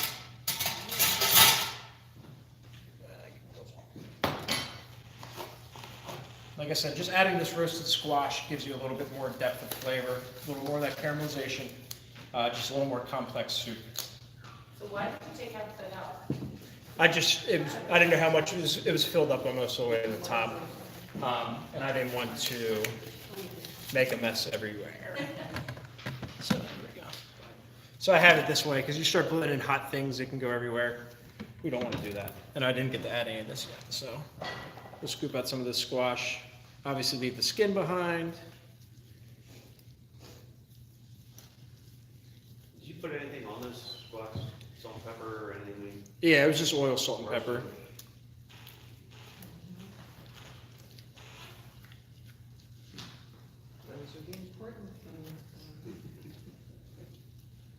You've mentioned the roux a couple of times with macaroni and cheese. I've Yeah. had macaroni and cheese my entire life, and I've never used a roux. Right. So that's just a traditional bechamel sauce that you would add like cheese to, so then it's a Mornay. And that's just out of like French cuisine. So you make a roux and you add cheese to it and cover that over your macaroni? So a bechamel is going to be roux and milk. So that's a bechamel, and then if you add cheese to it, it's a Mornay, in a sense. There's technicalities in there that we don't need to know about, but that's just how we make macaroni and cheese. It doesn't mean there's a right or wrong way to do it. You know, if you want to make macaroni and cheese real quick, you can take heavy cream and American cheese and noodles and mix it all together and heat it up, and it'll be cheesy. But we always use a roux when we're doing it. All right, so we got the squash in here. We'll blend this up real fast. This is going to have power.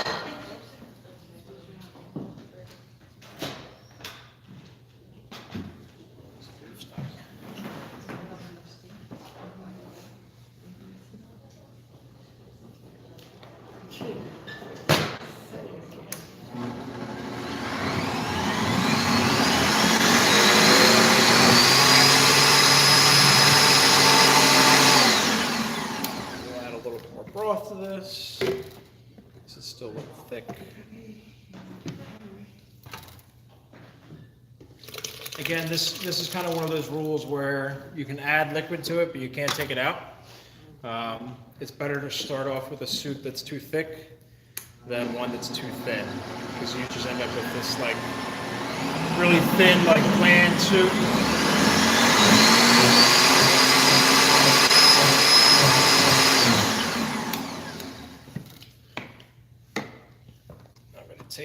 So I only put enough stock in here to cover the vegetables.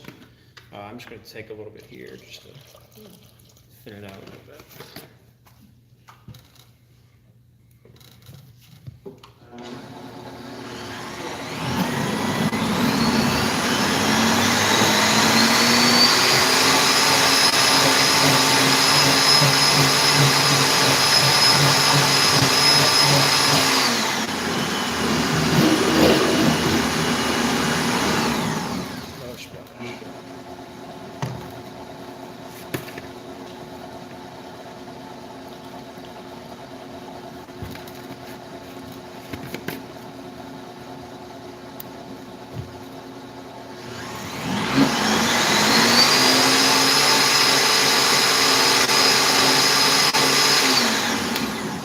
Every bottle of Southside you've ever had, or any Southside you've ever had, goes through this little blender here. I swear. So we're going to strain this out. We have a fine mesh strainer here, and this just adds a level of refinement. Do you need to do it at home? Absolutely not. But like I said, it's just a nice little level to make a nice creamy, smooth soup. This has got really nice fine. It's like a screen almost. So we're going to press this through. And if you wanted to add cream to this at any point, this would be or any time, this would be the time to really do it. Just give you a nice velvety soup.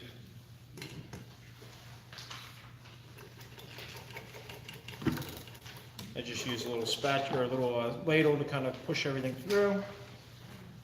What's the difference between a soup like you're making now and veloute, or is that just fancy? So a veloute technically would be any kind of stock thickened with roux. Okay. So whether it's chicken veloute or seafood veloute, they just take a stock chicken or seafood and add a roux to it. So there's 5 basic mother sauces of French cuisine. Bechamel, Espagnole, which is a really old school one that's how you make demi-glace. And that's kind of changed over the years. What did I say? Bechamel, Espagnole, tomato, hollandaise, Or blind stuff. this is the other one. I'm blanking right now. Bechamel, Espagnole, tomato, hollandaise, and one more. It'll come to me. Being in front of people. Hang on. But it's not roux, roux isn't its own category? That's something Yeah, it's not technically a sauce. Okay. That's gonna drive me nuts. All right, continue. So soup here. I still have some more squash here. We'll finish blending this up. And we'll season everything up. If you were to make like an asparagus soup, is it very similar to what we're doing with the butternut squash? Yeah, so I would cook, I'd probably steam the asparagus or just barely cook it because you want to keep as much color as you can. Or even have your stock hot and just drop your asparagus in until it gets tender and then blend it up. Asparagus can be tough because, not tough in the sense that tough, but there's just not a lot of, you can add a lot of, too much liquid easily for that soup. So generally we'll add some cream to that one just to get a little body, because there's not a lot of body there, not a lot of starch. This butternut squash has a ton of starch in it. It still comes up and makes a nice velvety texture. Is it still the same basics? Same idea, yeah. Carrots and leeks and. I might not put carrots in there just because they'll add a little orange flavor or orange color to it. But yeah, same idea. The more flavor you can add, the better, obviously.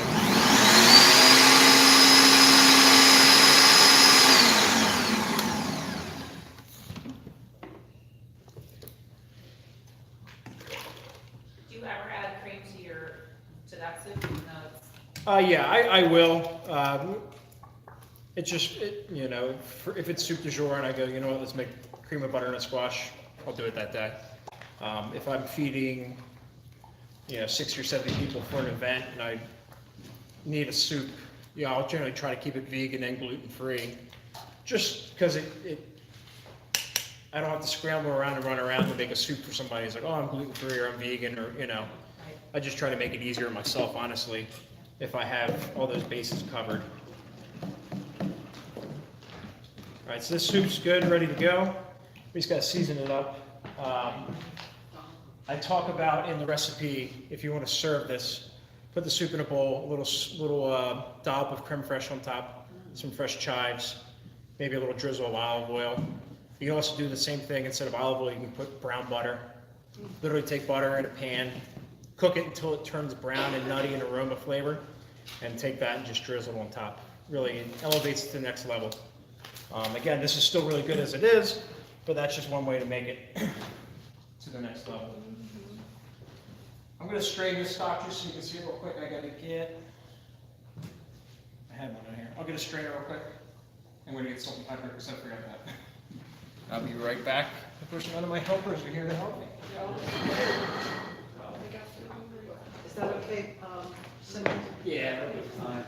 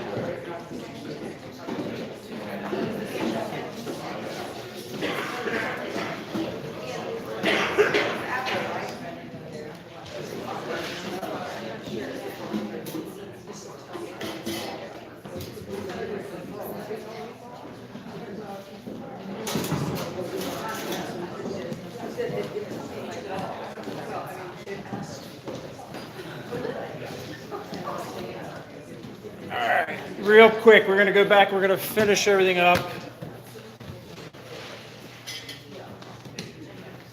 This beef stock that we've been cooking in here, it went about a half hour. I'm gonna take everything out that I can grab with some tongs. You generally don't wanna pour stocks, because you just kind of agitate everything and it's really forceful and it'll squish things through your strainer that you don't want to go through. How do you do it? How do you do it? Yep. You ladle it. Yeah, so we ladle it through, yes. So we'll take this, we got a nice fine mesh strainer inside this big one, and I'll just start ladling this through.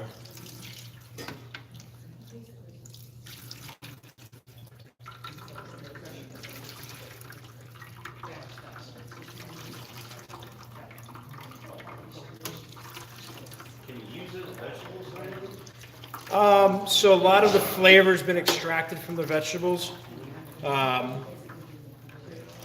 It doesn't mean you can't use them for anything. You can,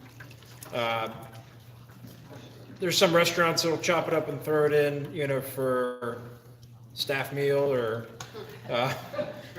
you know, it's realistically try job at this point. They've served their purpose for what we need them to. What's the difference between consomme and a stock? Is gelatin or what's the? So consomme is going to be a really refined stock. And traditionally, the way you do that is you would take a stock like we have here.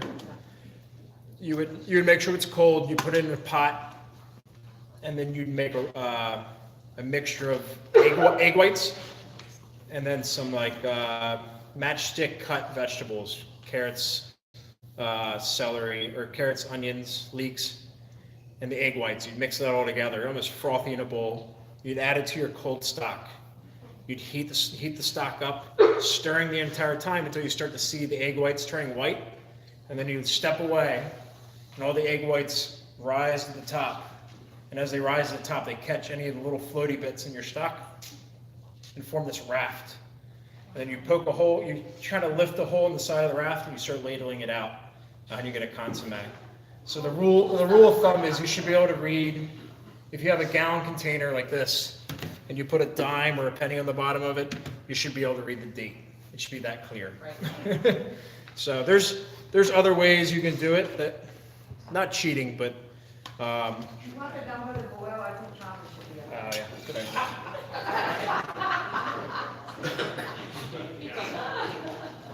Where's your assistant? Can you bring me a little cayenne pepper? I forgot to grab that back there. All right, so this stock,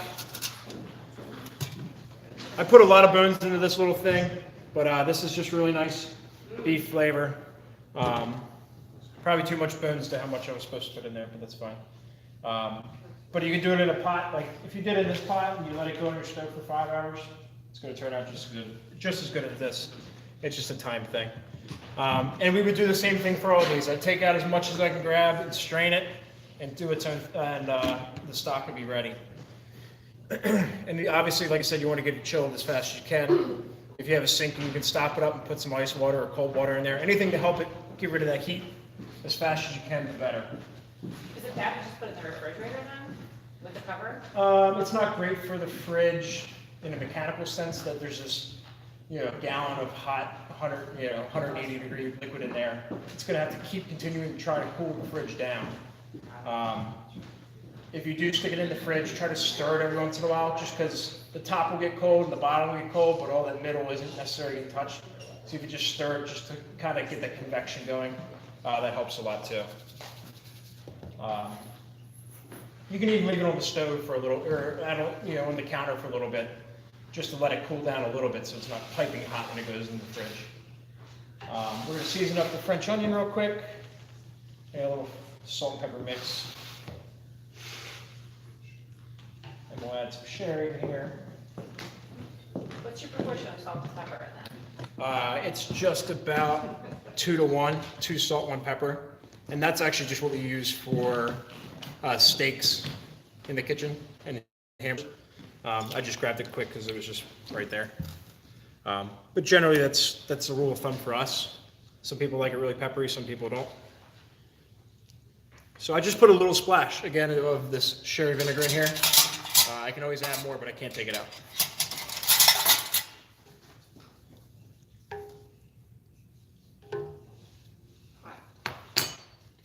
I get an asbestos tongue at this point in my life.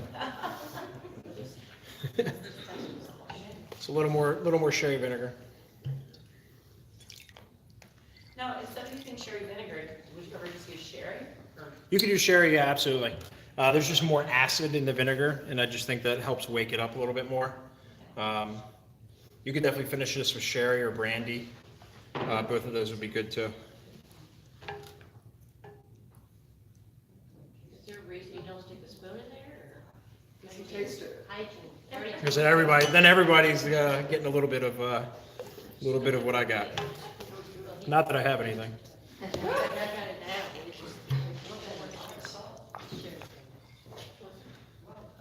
Yeah, it's my third big pinch of salt in there for sure. Do you ever put brown sugar when you're caramelizing the onions? You can for sure if you don't want to do it for 5 hours. But there's enough sugar in there to get them brown like that. That's pretty close. We'll be good there. Then also the recipe, I have croutons. Put your croutons on top, put some Swiss cheese on top, throw it in the oven, blowtorch it, use your broiler, whatever you got.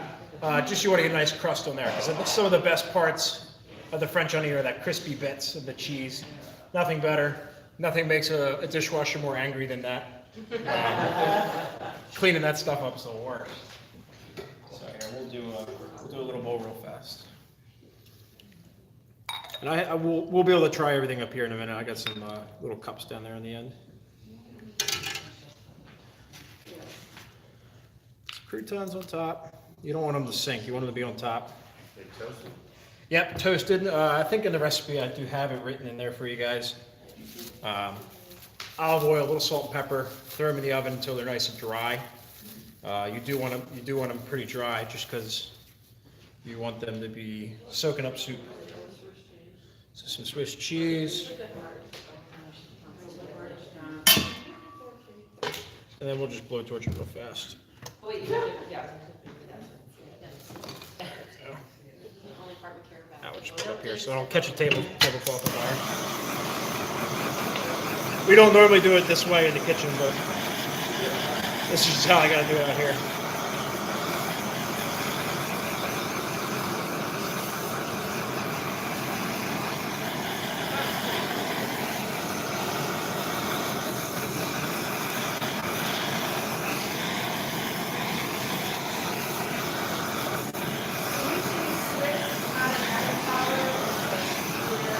There are rules there, just kind of what you like, what you want. Gruyere, I love. Big round of French bread in the middle as opposed to crouton. Yep, yeah, definitely. Like I said, there's no rules there. Yeah, anything you have. There's a nice big French baguette, that you can get in there and just one shot it. And then whatever cheese you like. We just always have Swiss around, so that was my option for today. But French onion, there you go. And then, Alex, you want to grab 2 soup bowls? That'd be great, thank you. The little things I forgot today. I did forget to put honey in this butternut squash soup. Honey? Yeah, it just adds a nice little sweetness, a little floral note to it. I would have put this in when I boiled it, but I just forgot. Do you ever opt to put like some like nutmeg or anything like that Yep, so yeah, we're gonna finish it with that. So Alex is gonna grab me a bowl and we'll finish it up proper here.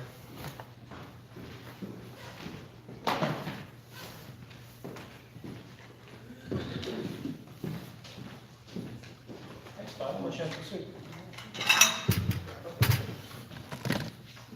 All right, so we'll put some, we didn't season that yet either.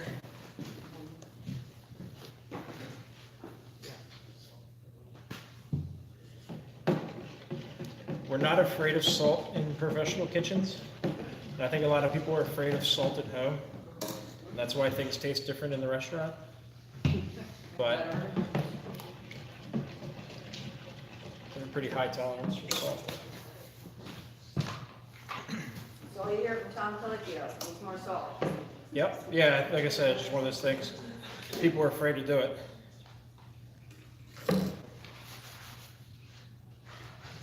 More salt. I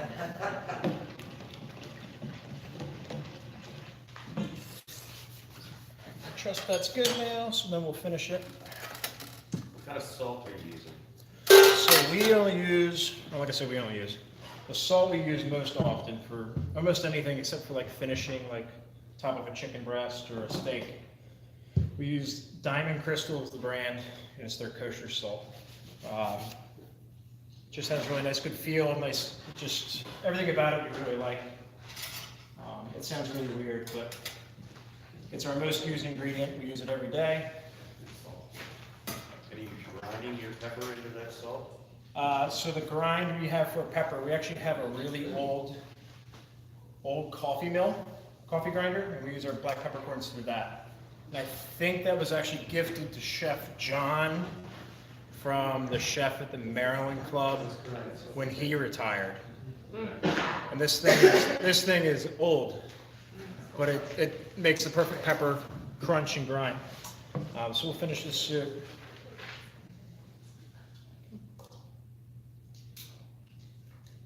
Rushing and getting stuff everywhere. We'll fix it. Think you can do this, Alex? What's that? Oh. Alex, I tell you what, Alex would make a really good cook. He might be my sous chef if Taylor ever leaves. Yeah? All right, sweet. He'd probably be happy. All right, I got a little creme fraiche from Wegmans up there. So we're just put a little creme fraiche on top. What is creme fraiche made of and what is it? It's cream that's been, it's almost like yogurt or sour cream. I don't want to say it's gone bad, but it's got a little sour flavor to it for sure. This is warm. Normally if it's cold, it'll sit up a little better than that. We'll take a fresh nutmeg and a little microplane. Put that on top. Some chives. And you're good to go there. Butternut squash soup. We can do a little olive oil around or the brown butter. Both of those work really well. And let's finish the gumbo. Can.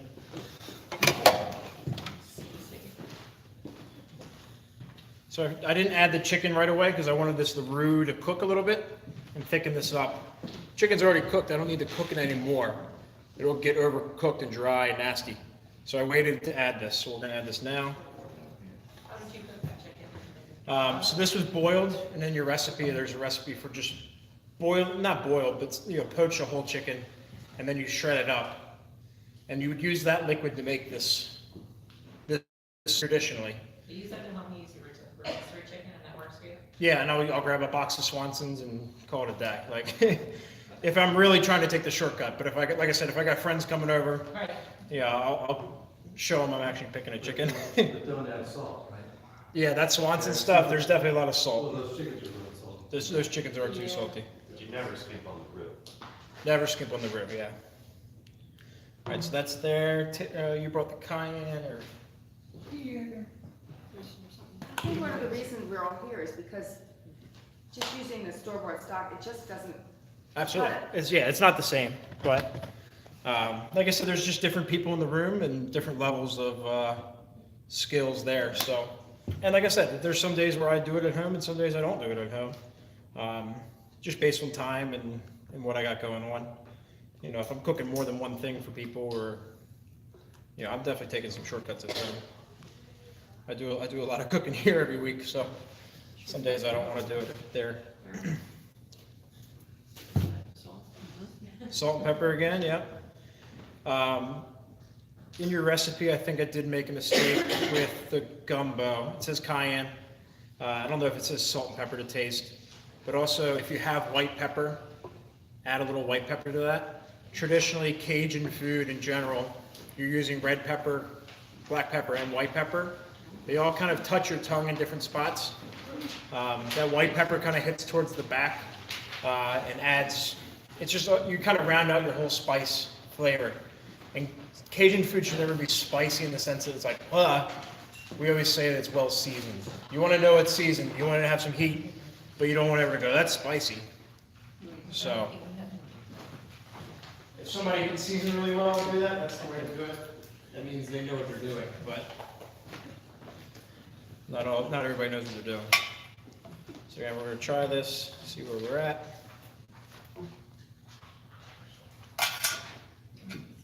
That's actually pretty good. Thank you, Mr. Robinson. We're going to put in some chopped fresh parsley. Gumbo is one of those like ugly, delicious things. It's not very pretty to look at or eat, or not very pretty to look at, but it's really good to eat. Last thing, I asked John to cook me some rice. See if there's any rice in there. Gumbo is always served with rice. Again, Cajun people being hardworking people, people who eat things out of necessity. Very rarely are they ever eating anything just because it's fun to eat. There's not a lot of luxury in that cuisine in that sense. There's no caviar, there's no foie gras. Whenever they do something, it's because there was a reason for it.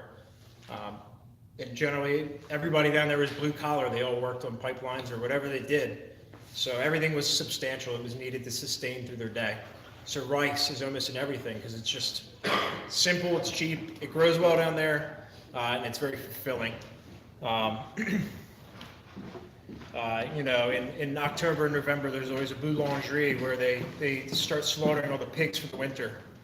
And they'll get together, everybody in the town will get together and they'll take a couple pigs down and break everything up. They'll make boudin noir, which is blood sausage. They'll use every little bit of that pig. Some of it to eat that day, some of it to eat in a week, and some of it to store over the summer or over the winter, whether it's tasso ham or Cajun ham or country ham. Everything was done for a reason. A lot of cultures are that way, but nowadays we're not that way. I can go to Wegmans and get a pineapple any time of the year. Cajun cuisine and Mexican, you know, any of these cuisines, they did everything for a reason.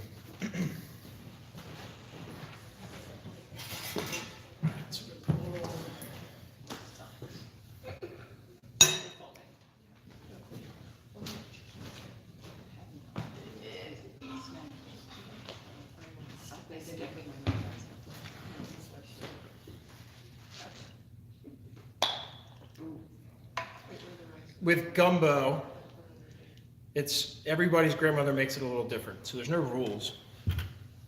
Some gumbos are very thin, some gumbos are very thick, it's stodgy. It's all personal preference. My dad, not that he eats gumbo, but like his beef stew, it's kind of the same way. He likes his beef stew a little runny, where I'd be like, that's disgusting. He likes it runny and I like it a little thicker, and gumbo is kind of the same thing. We'll finish, always finish with little scallions, and you're good to go. Not too bad.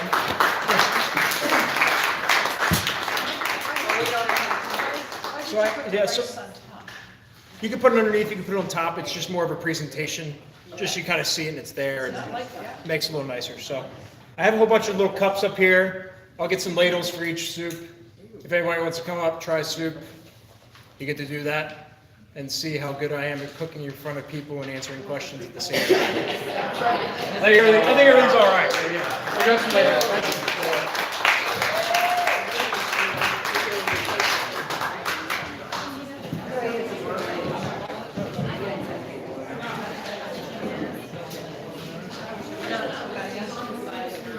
cook, right?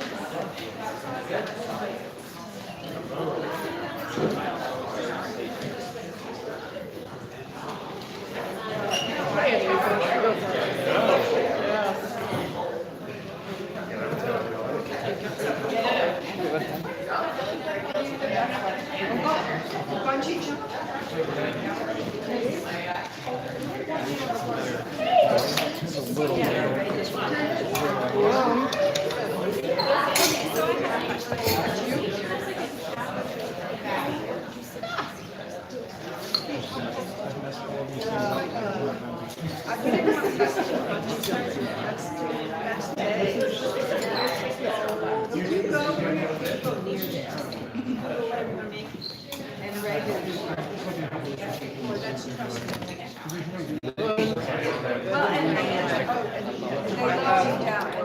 If I brought a Cajun guy in and watched me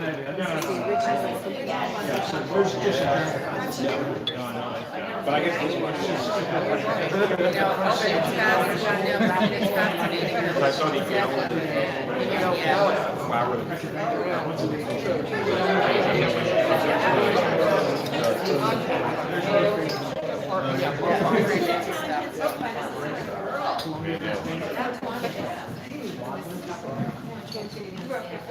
I lived in Marietta, school of management. Yeah, I got my copy. Hi, I'm School of management. I made amendments for all that. Down here. Good. If there's anything you ever want to look at,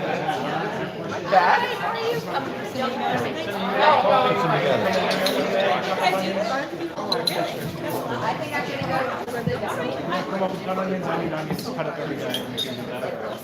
Sounds good. Okay, I'm gonna let you guys. and I'm excited for the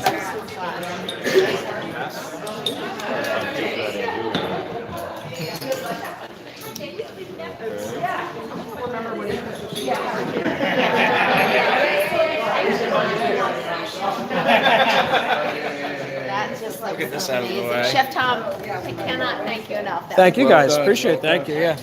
Sorry.